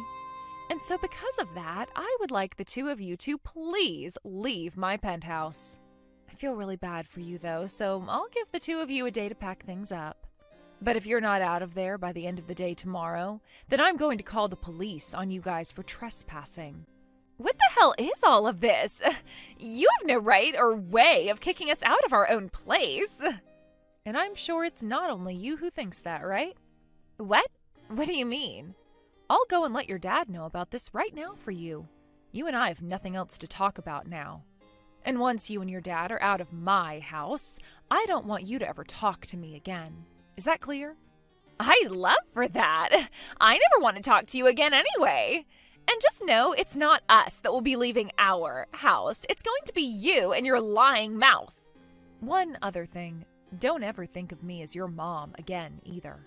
I'm sure you've never thought of me as your mother since you act like this now, but I just want to make sure you're aware of that. This is all to make sure you never bother me again. And of course, there will be no more money coming from me after this. I've never once cared to think of you as anything besides the housemaid. And I promise I'll never talk to your butt again. I'm going to get all the money I've paid out for your graduation and such back, so you'll have to pay that all somehow. Perhaps you can ask your lovely dad to pay all of that for you. Say whatever you'd like, you old hag. I already know you paying for my schooling and all of that is one fat lie, so just shut up if you understand that. Sure, as long as you want to continue believing that this is all in fact a lie. I've only been trying to tell you the truth this whole time, but soon you'll find out the truth. Goodbye forever now, Cora. Please leave for me by the end of the day tomorrow. Wait, We've really been kicked out of the house? What the hell is going on here? Do something about this. How am I supposed to do anything to help if you're saying that place isn't my home? Now, I told you yesterday to leave the place by the end of the day today, right? If anything, you should be happy that I've given you a day to get out instead of just throwing you and all your things out of my house. So, what's the problem here? You know that this is a huge problem. I was just kicked out of our house. Why the hell am I being kicked out of there for no reason? Your dad already talked with you about this, so you should understand by now. What have they been teaching you guys in school if not basic English comprehension? Well, to reiterate for you, that house is mine, not yours. My house. And today I asked for the security of that building to go up and manage you both. I told them that you no longer have the right to live there with me and to escort you both away. I was right to do that, wasn't I? I heard from Dad that you weren't lying to me, and that's why we've been kicked out of the house, but are you serious? So you're telling me this whole time I wasn't being told the truth? Not being told the truth? About what? I've told you the truth about everything and never tried to hide anything from you or your dad. The only problem was that you never bothered listening to me, instead labeling all that I was talking about as a lie. Or perhaps, could it be that your dad has been lying to you this whole time? You've always believed everything your dad has told you, right? I told you the truth about him, though, didn't I? There is absolutely no way my dad is unemployed right now. Why would my dad ever lie to me about something like that? Awesome. So you've finally come around to realizing that your dad is in fact jobless at the moment. It's been a year now since your dad lost his job. I want to know I've been lied to. Why would he have any reason to lie to me about something like that? To protect his pride is what his reasoning was. I'm sure it would be embarrassing for him, having to tell his own daughter that he's a failure and a dick. Are you calling my dad a failure and a dick now? I am. Are you going to fight me about it? I sure as hell am. You're talking about my dad like that. Let me tell you right now that I no longer care about you or your dad's feelings. Any love that I did have for you both now is gone and replaced by ice. You wanted for this though, right? You were the one that wanted the divorce after all. But no worries, as I've been longing for a divorce myself. Huh? Are you being serious about that right now? But the only reason I never went and divorced him was for your sake. Why mine? I cared about you having an education. To be honest, I've hated your dad for a long time now, and for various reasons. This whole year, he's not been working any and has been cheating on me with other women. And when it comes to the way he uses my money, it's atrocious. But if I were to divorce him because of any of that, then you would most definitely not be able to pay for college. Your dad has no way of paying for your graduation or next step. I felt bad leaving you with him as your only parent, and that's why I put up with his crap. I really thought that I could put up with everything until your graduation, but I was wrong. You're lying, right? Is that all true? I never heard anything about all of that. But I told you that everything I'm saying is the truth. So you're telling me all of this was because you've been thinking of me? That's what I'm saying. Stop acting like this is all beyond reality for you or something. That's just rude. But I guess at this point it is beyond reality. You were the one that went and handed in the divorce papers, so there's no way to help you now. But I had no idea about what was really going on with you. And that's your problem, right? That all has nothing to do with me now. Right now, I've just had 2 huge weights lifted off my shoulders, and I'm feeling really lucky. Oh, wait a second. Don't say something like that at a time like this. So, what's going to happen with my tuition and graduation? Am I still going to be able to go to college? I was planning to pay for your first year there. But I no longer plan on giving you any money for school, as you're not my responsibility now. Then, what's going to happen to me? What's going to happen to you? Get a job and pay for all that yourself. That, or you can force your dad to get off his ass and get some work done again. You can't say that! Like I was saying before, your dad never paid for any of your school supplies. I was the one that did all that, but I'm not sure why I did all of that now. Like I said, I'm going to take back the money I gave to pay for your graduation. So there was no reason to pay for your supplies to learn in high school in the first place, right? Huh? Are you freaking kidding me? You've already paid for me to graduate and everything? Oh, you'd be a real dick if you took that money back. Then what's going to happen to me after, with college and all that? I'm not going to be able to pay for all that. I know that. You can't pay for any of that, especially in your current situation. But that's something your dad and you are going to have to figure out now. You guys ruined the relationship I was willing to have with you two, so now it's on your shoulders to fix things. Just do your best and get a job. Well, actually, before that, you two are going to need to find a house, right? We don't have anywhere to live, so how are we supposed to carry on? Where the hell are we supposed to go now? Hey, I don't care about any of that, actually. What? Why do you keep asking me for help? Go and ask that wonderful dad of yours to help you figure all that out. You both are just strangers to me, nothing more. A family issue like that should be resolved within the family. I have nothing else to talk with you about now. Wait, you're a part of this family, though. Excuse me? Do you have any idea what you just said to me? You really have a crazy brain inside that head. Stop saying ridiculous things like that. I'm not crazy. Just yesterday, we were both living our lives normally as a family, right? And you were still married to my dad, right? Yet now you're just acting like we're nothing to you. Don't you feel like a monster for acting like that right now? A monster? I'm not really sure what you're trying to get at there, but what about yourself? You were the one that handed in divorce papers in order to get your own parents divorced. And you were so happy to see me become homeless because of it, right? I'm sure I was all happy about that then. Not sure. You were acting all happy about that. If you just took a look at what you told me yesterday, you'd understand that, right? I know you're still just a child and all, and that's why I wanted to give you a good start when it came to being an adult. I was trying my best to take care of you because your disgraceful dad couldn't be bothered to. But in the end, the only person you ever listened to was your lying dad. Everything I tried to do for you all this time was for nothing, I see. Wait, but I didn't think things would end up this way for all of us. I just assumed it was because of my dad that things were going so well between us. And when he told me you were taking his money, I thought he was telling me the truth. And that's led you down this path of terrible confusion that you were believing all to be real, right? Well, this is how things have ended up for us. You and that moneyless dad of yours will have to go out and find a new house now. And you're going to have to start working in order to pay for school and everything. That's the new life you've just chosen for yourself. Don't say things like that. This was not something I wished for. Well, whatever. I know that I was wrong for all of it now. I'm so sorry for handing in those divorce papers. We can come back in now, right? Huh? What are you talking about now? What? I thought that by apologizing to you that you'd forgive me now. You're not going to? You're asking for my forgiveness?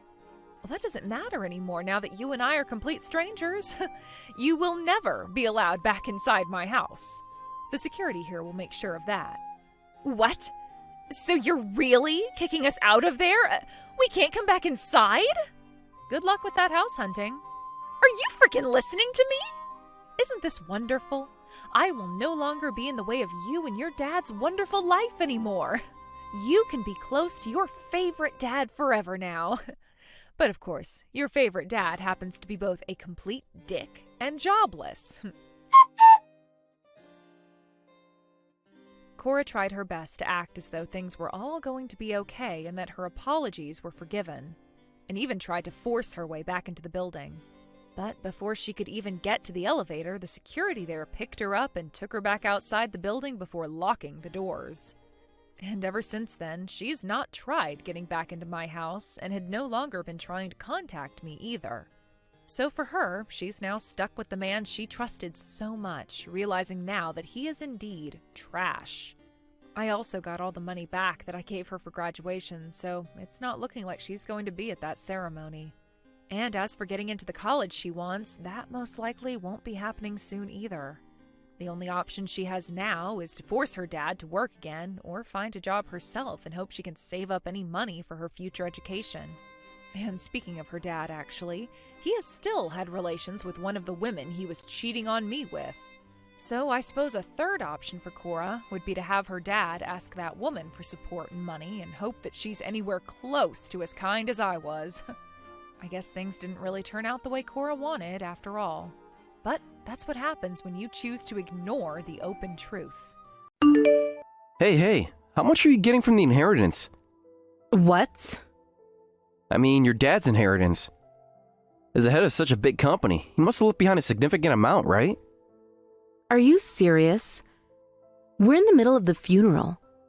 Don't you think it's disrespectful to talk about that right now? Come on, he's already gone. So why would it be disrespectful? It's not like I'd have asked about it while he was alive. That'd make it seem like I was only after his money, right?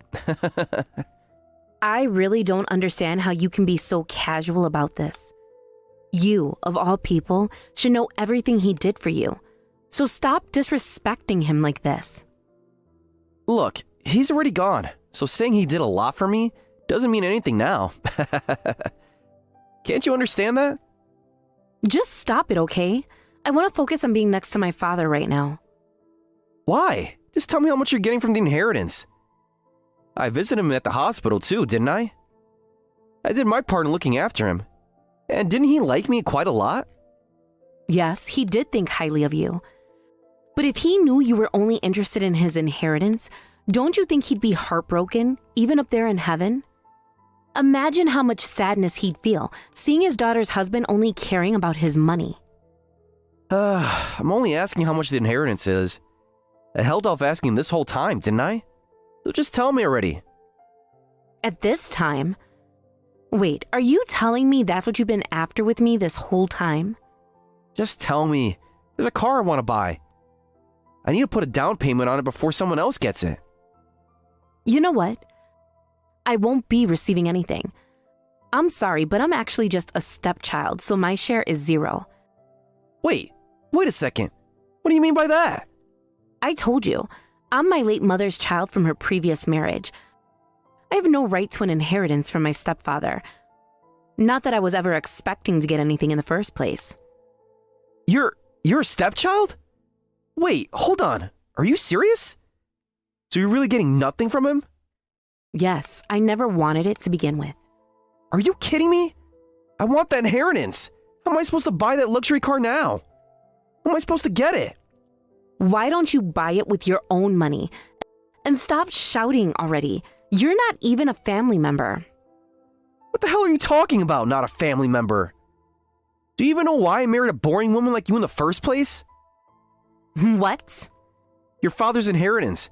And now I found out that because you're a stepchild, you're getting absolutely nothing? I married an old lady for this? What a waste. You're worthless to me now. Just get out. Get out? This is a funeral home, you know. You don't have the right to tell me to leave. I don't care about rights. I'm telling you to get out. If there's no inheritance for you, then you're useless to me. Since you're a stepchild and get nothing, what about your sister? My sister is his biological daughter, so... And that means she'll be getting something, right? She's the one I need to talk to. You, on the other hand, can just go home. Stop it. Don't ruin this funeral. Can't you just act with some decency for once? And don't bring my sister into this. She doesn't deserve any of this chaos. Shut up! Stop whining already. Just go home. Otherwise, I'll use force if I have to. And it won't be just you. I'll turn this entire funeral into a circus. Please stop. There's no point in causing trouble here. There's no need to bother innocent people who have nothing to do with this, is there? Innocent people? All your stupid relatives are involved in this. They're all responsible. You're all joking if you think I won't get that inheritance. Fine. If I leave, will you calm down?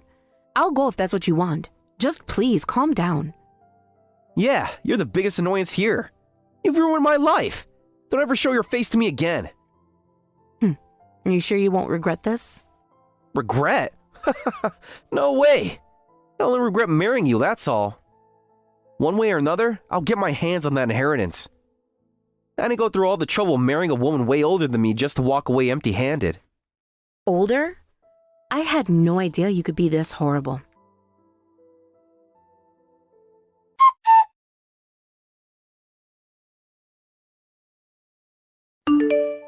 Hey, Skipper's been messaging me nonstop. It's seriously getting on my nerves. What's his deal? Did something happen that I don't know about? Already? I'm really sorry about that, Avery. He keeps talking about inheritance of all things. Isn't that disturbing? Who even brings that up at a funeral? It feels completely out of place, like he doesn't even realize where he is.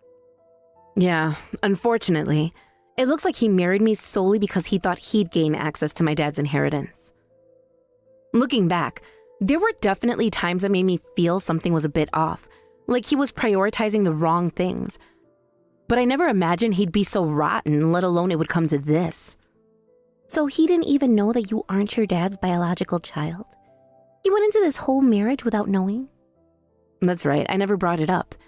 It just didn't seem relevant before, and he probably tried not to get too involved in any family talk on purpose, just so I wouldn't catch on to his intentions. And he'd been carefully waiting for this moment, I guess, counting down to this day, only for it to backfire on him when he found out I don't have the right to inherit anything. Now that he's aware there's no money coming my way, it seems he's completely losing it. Wow, that's so selfish of him. He's really just after money then, with zero consideration for anything else. Anyway, where are you right now? Did you manage to get away? He wouldn't stop yelling at me to leave the funeral hall. It got so bad that it seemed like he was ready to make a huge scene if I didn't. So for now, I've stepped outside, just to avoid him turning everything into a mess right in front of everyone. Well, if he's acting like that, it's probably a good idea to steer clear for now. He's obviously on edge and not thinking straight. It's fine. Besides, the funeral's almost over anyway, so why don't you go on home first? I'll stay here and take care of everything that needs wrapping up. Don't worry about it. But what are you going to do about Skipper?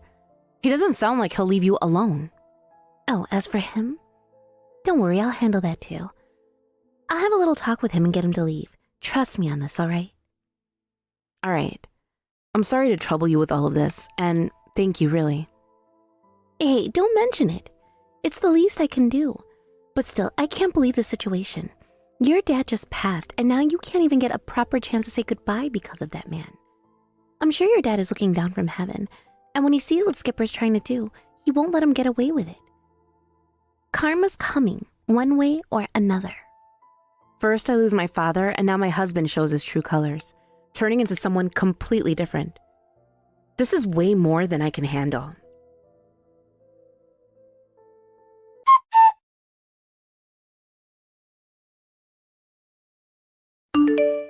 Hey, what the hell is going on here? Seriously? I saw it on TV. You're the heir to Yamada Trading? What does that even mean? You saw it, so I assume you understand. My father passed away, and I'm stepping in as the next president of the company. That's all there is to it. What? What's that supposed to mean? Why didn't you tell me any of this? It wasn't decided yet, so I didn't tell anyone. But my father's will named me as a successor. I'm going to honor his wishes. And considering we're getting divorced, this doesn't concern you. Hold on a second. If you're the heir to Yamada Trading, then this changes everything. We need to cancel the divorce. I mean, wouldn't that be better for you too? Oh, now you want to say this? You're so selfish. The only reason you married me in the first place was to get a hold of my father's inheritance. Isn't that right? No, it wasn't like that. Look, I just lost my cool and said things I didn't mean. But come on, I would never actually think that way. I love you, all right? I swear it. Don't insult me. If you truly loved me, you wouldn't have done what you did. Even yesterday, after I left, you went and caused trouble for my sister too, didn't you? Trouble? I wasn't causing trouble. She's the one who said she'd share the inheritance with me. What? Come on, I was there for your father. I visited him in the hospital, didn't I? And I even brought him expensive gifts. I have just as much rights as some of the inheritance. So you're telling me that my sister really said she'd split the inheritance with you? Yeah, she did. That's why she didn't put up a fuss yesterday. Then this morning I turned on the TV and see they were talking about how the president of Yamada Trading had passed away. And that's how you found out I'd be succeeding him, huh? Whatever the case may be, I've already made up my mind to go through with the divorce. Don't be ridiculous. Come on, it's fine now, right? We can just start over, can't we? If my sister's going to share the inheritance with you, then you don't have any reason to stick around. So stop coming near me. Listen, I have a dream, all right? I want to help people who are less fortunate all around the world. I want to bring happiness to those who need it most. With a company as big as Yamada Trading, I think I could actually make that dream come true. So, what are you trying to say?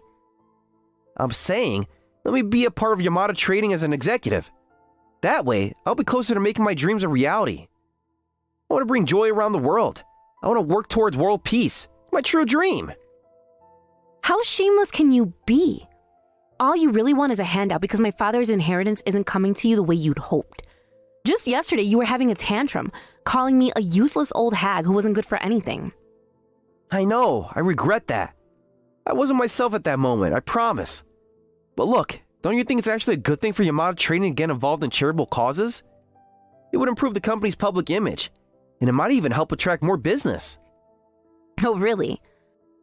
Don't you think my father would have already considered that? Here's a wake-up call for you. He did.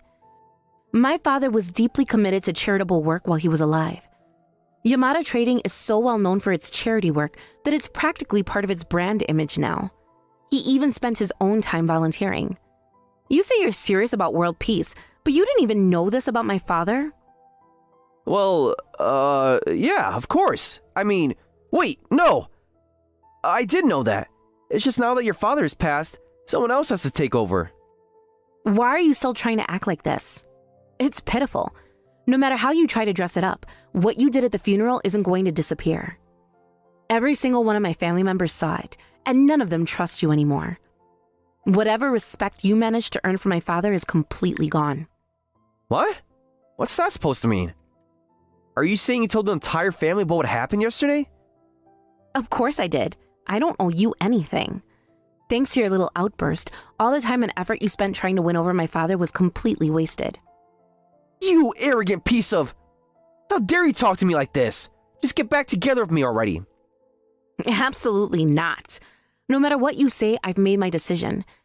And frankly, no one's on your side anymore. Oh, that's not true. Your sister promised she'd split the inheritance with me, remember? She's reasonable, unlike you. It's clear she's truly her father's daughter. She's nothing like you, the illegitimate one. Is that supposed to be an insult? No, I'm just stating the facts. Anyway, once I get the inheritance, I'll start making plans from here. I'll get you to reconsider this divorce. I'm not giving up that easily. Fine. Do whatever you want.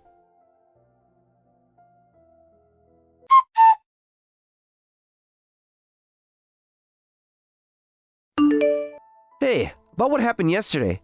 Can I come by now to collect my share? Huh? Are you talking about the inheritance? Of course! You're going to give me a share, right? That's why I left quietly yesterday. I didn't expect you to keep your promise. Of course, I'll keep my promise. You've come to see my father in the hospital after all. Yeah, of course I did. Your dad really liked me. He probably recognized me as well. So, just give me the amount that reflects that. I'm counting on you. The amount that reflects your contributions, huh? Sure, I can do that. So, how should I hand it over? I'll come over now. Your relatives are still there, right? It seems like there are some bad rumors about me going around, so I need your help to clear that up. Vivian did something unnecessary, it seems. Okay, then I'll introduce you to my relatives. That would really help. It's good to see that we can communicate well. You're truly the daughter of the president of Yamada Trading after all. Just like I expected. It's nice to know we're on the same page. Right? I want to ensure everything goes smoothly. It's important that everyone sees you in a good light, especially after all the misunderstandings that have happened. Exactly. I appreciate you looking out for me. After all, we need to keep our relationship strong. This inheritance can mean a lot for both of us. I understand. It's not just about the money. It's about our connection and how we can support each other moving forward. Let's make sure everything is handled professionally. Definitely. I trust you to help me navigate this situation. With your support, I think we can turn things around. Good. Let's get this sorted out. I'm glad we're working together on this.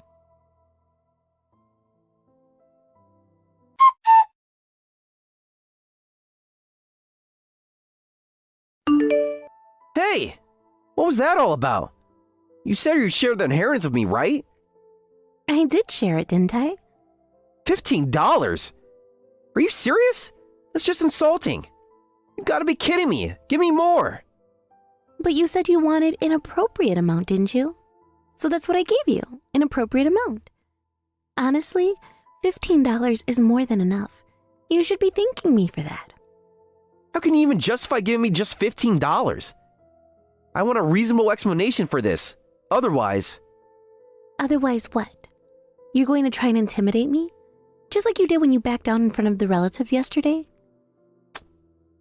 You only came to visit my father twice while he was in the hospital. So, that's how I calculated the transportation cost. $7 for a round trip twice. I even had a little extra just to be nice. You're insulting me. You're the one acting like a big shot after just 2 visits. That's what's really ridiculous. But I had a good relationship with him long before he got sick. But wait, is there no will? What? There must be a will that includes my name. Even if it's not about the inheritance, I should at least get something. After all, I was trusted by your father. Your name is not on the will. If it was, believe me, I would have let you know. No way! You're all just hiding the fact that my name is there. You're a bunch of cowards. All of you related to Yamada Corporation. I might as well report you all. Go ahead and do what you want. But just so you know, my father didn't like you at all. What? He thought you were a shallow man. He was worried about Vivian. You probably don't even know that. That's why I kept a close eye on Vivian. I didn't trust you, and I figured it was better to be safe than sorry. No, it can't be right. He told me all sorts of things. It's easy to pretend to get along without stepping on anyone's toes, you know. My father was a genuine businessman. The fact that your name isn't in the will is the best proof of that. If you think I'm lying, I can call a lawyer to confirm it for you. So you're saying you're all just a family of liars? Huh? Exactly. You've just been playing my emotions, making me think there was something there. You guys are nothing but dirty thieves, hoarding the inheritance for yourselves. I'm going to post about this online. Is that all you can do? If you're feeling brave, why don't you come over and confront us in person? Huh, there's no need for that. I'll make sure you all are ruined. Just you wait. So, you can only act tough with women, huh? How impressive. Well then, good luck with your plan to destroy us. You bastard! You have to understand, this isn't just about money. It's about respect. I thought I meant something to your family. I thought I was trusted and valued, not just some random outsider looking for a handout. What did you expect? You've always been on the outside looking in. You think 2 visits to the hospital make you a member of the family? It doesn't work that way. But I was there for your father when he needed help. I stood by him. That should count for something. You were there for him, yes, but don't you see? It wasn't just about being physically present. It was about genuine love and commitment, something you clearly lack. You're just trying to cash in on a relationship that wasn't what you thought it was. You have no idea what I've done for him, the support I provided, the comfort I gave him during his worst days. That meant something to him, even if you can't see it. No, all you see is a potential for profit. You can't hide that from me. It's painfully obvious. And you know what? This attitude of entitlement is why you'll never get anything from my family. How dare you? Think you could just dismiss me like that? I'll make sure everyone knows what kind of family you really are. Go ahead. No one is going to believe your lies. They know you for what you really are. A leech trying to drain the last bit of goodwill from my father's memory. You're going to regret this, I swear.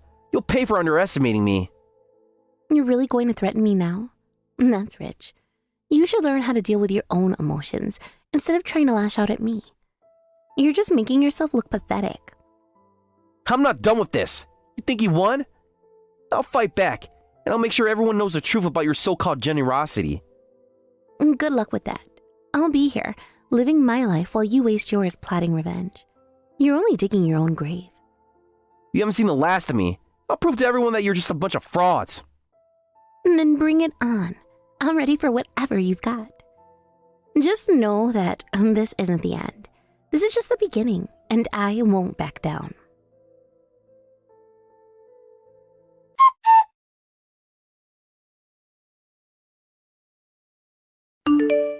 Hey, please, I'm begging you, don't abandon me. I really regret everything. This is all your fault, you know. You tried to accuse my family, and now look where that's got you. Everything's backfired on you. Please, just call off the divorce. You know, I thought I'd be getting some inheritance, so I went ahead and bought a lot of things on my credit card. What? The car you know I wanted? I've actually signed the contract for it. If things keep going like this, I'm going to go bankrupt. I'll be drowning in debt.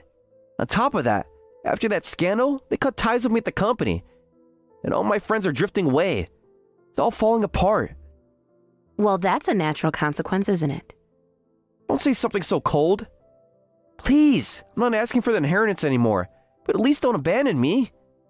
So is that why you wanted the inheritance so badly? But someone like you, who only married me for my family's wealth, doesn't deserve my help. If you keep bothering me about this, I will take legal action. Come on, you weren't always this heartless, were you? What are you pretending to be strong for? The you I know would help me out. I need to keep it together for my father's sake. I have to be strong as a daughter and as the next president of the company. Damn it! Please, I'm begging you, help me out. Just one more time, let's... No way. I've lost so much by marrying someone like you. I've made a terrible mistake marrying a person as low as you. What? You think I'm this slow? What am I supposed to do now? How should I know? That's not my problem. Oh wait, with the $15 you got, you could spread some smiles around the world, right? That was your dream, wasn't it? I don't need your sarcasm right now. You think this is funny? I'm in real trouble here. You have no idea what I'm going through. Oh, I know exactly what you're going through. You're the one who got yourself into this mess. You thought you could just ride on my family's coattails and live the high life without consequences. Well, guess what? It doesn't work that way. Listen, I made some mistakes, but I thought we could work things out. I thought you would understand. Understand? Understand what? That you thought it was okay to betray me and my family? You thought I'd just sit back and let you take advantage of us? I wasn't trying to betray anyone. I made a mistake, but I'm still the same person you fell in love with. Really? The person I fell in love with wouldn't have done what you did. They wouldn't have put me in this position. You've changed, and not for the better. I'm begging you. Just give me a chance to prove I can change. I'll do anything. Just please don't leave me like this. And what would that change entail? You've shown me who you really are. Why would I want to be around someone who only thinks about themselves and their own needs? 'Cause I love you. I still care about you, even if I messed up. Love? You think love is enough to fix all this? It's not enough when you hurt me and disrespected everything we've built together. I didn't mean to hurt you. Can't we just forget about everything and start fresh? Start fresh? You really think that's possible? After everything you've done? After all the damage you've caused?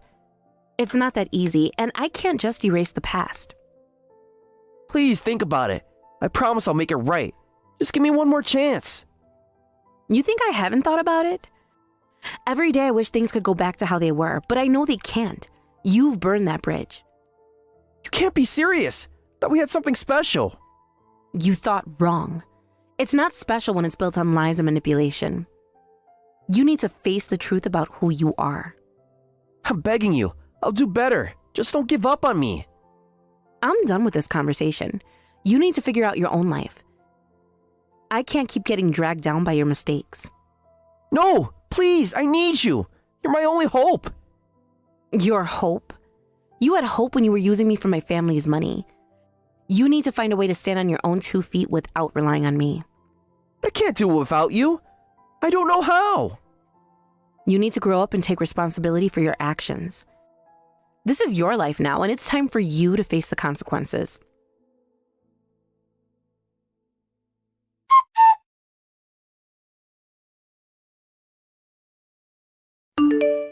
How did it go? Were you able to properly wrap things up? Yeah, the divorce has been finalized successfully. At first, he was yelling quite a bit, but it seems like he has lost his energy now. He was like a child resisting a shot, huh? But you did well. It's a tough time as it is. No, it's thanks to you. Besides, the one who's really suffering is you, right? As a nurse, you've been facing your father's situation all this time. What are you talking about? Unlike you, I'm holding it together. This isn't going to get to me. Avery, you don't have to worry about me. You managed to handle everything yourself this time, right? So you should prioritize yourself a little too. Our father told me that Vivian doesn't have good judgment about people, so I should keep an eye on you. What? Our father saw right through that man from the very beginning. That's why I couldn't just leave you to deal with it alone. Really? If that was the case, you should have told me. Who could say the man you married is a jerk? But now that it's all settled, it turned out okay in the end. Yeah, so you don't have to worry about me. You can cry if you want. What are you saying? I'm not going to cry in front of you, the scaredy cat.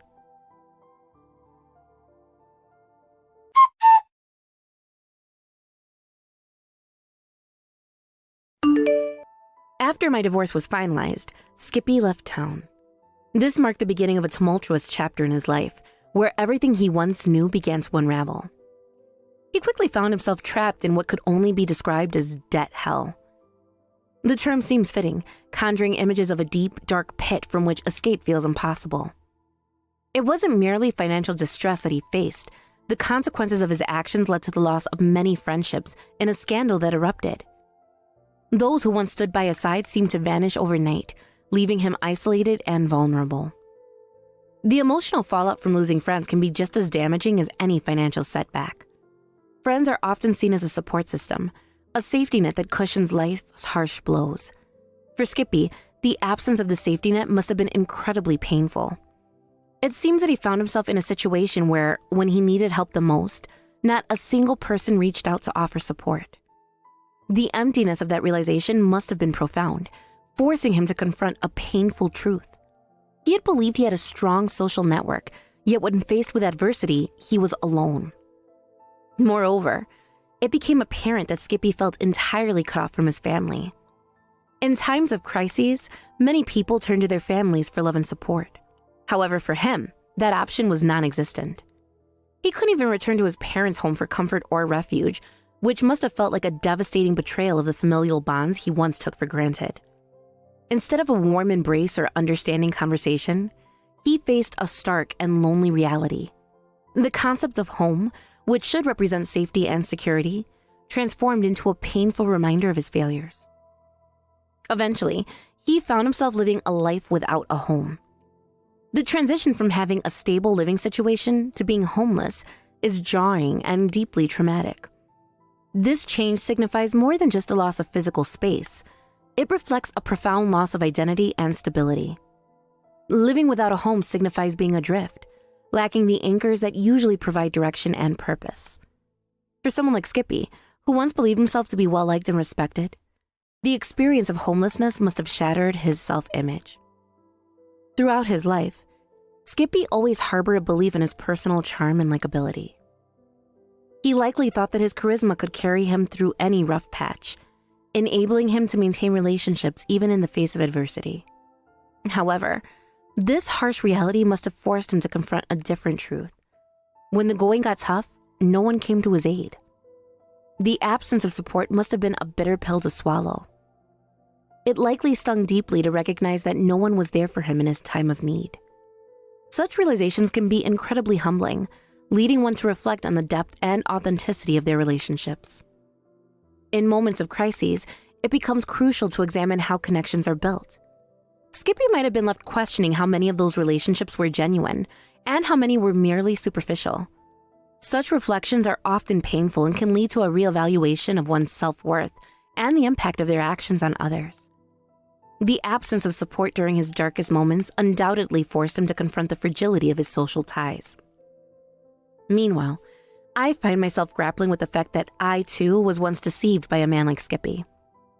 I invested considerable hope and faith in him, believing wholeheartedly in his dreams and aspirations. I supported him, thinking he would rise above his challenges and become a better person. To realize that I had been misled by his charm is a difficult realization. It stings to think that I allowed myself to be swept up in his narrative, trusting in his promises only to discover they were empty. The shame of being deceived by someone who ultimately proved to be unreliable weighs heavily on me. It's disheartening to confront the fact that I, too, can be vulnerable to the allure of charm and charisma. I had invested my emotions and trust in someone who was not deserving of it, and that realization is a bitter pill to swallow. This embarrassment makes me reflect on my choices and question my judgment. As I navigate my current role as the next president of Yamada Corporation, I am faced with my own set of challenges. My days are filled with meetings, decisions, and responsibilities that seem to come from every direction. The pressures associated with this position are immense, and there are moments when I feel as though they threaten to crush me under their weight. Balancing the needs of the company, employees, and stakeholders can be overwhelming.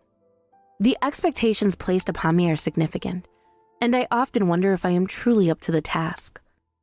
Leading a company is no small feat, and I am constantly aware of the eyes that are on me, waiting to see how I will handle the responsibilities entrusted to me. There are days when self-doubt creeps in, and I question whether I have the skills and capabilities to lead effectively.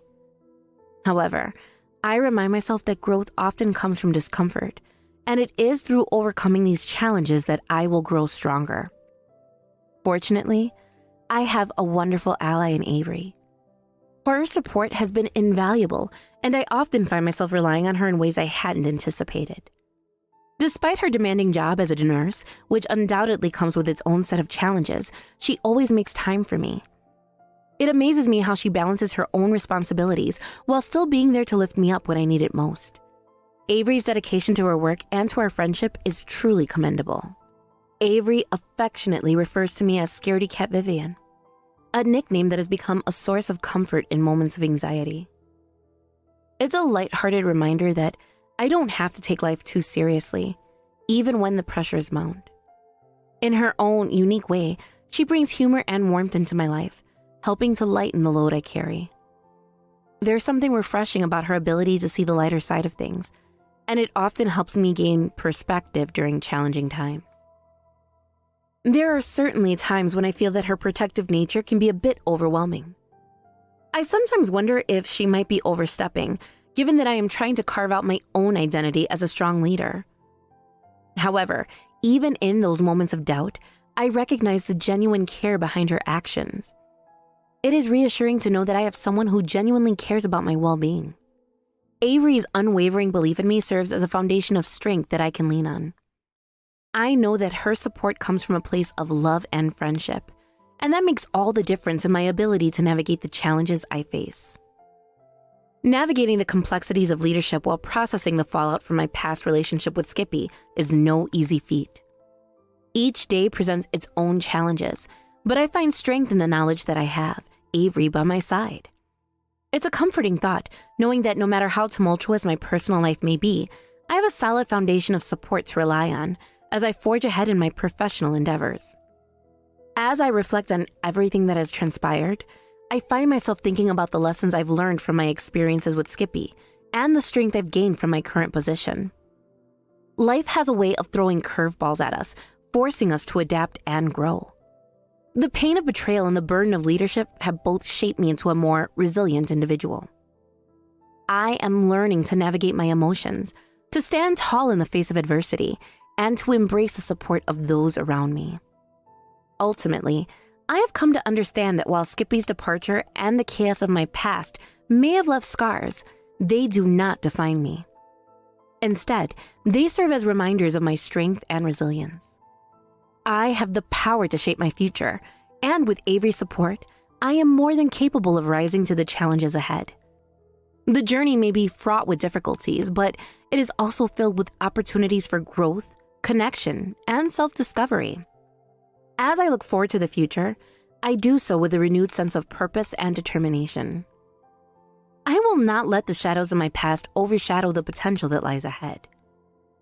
I am committed to making the most of my role at Yamada Corporation and to nurturing the relationships that truly matter. With each passing day, I am learning to appreciate the beauty of resilience and the strength found in genuine connections. In the face of adversity, I will continue to stand strong, fueled by the unwavering support of those who believe in me, including my dear friend Avery.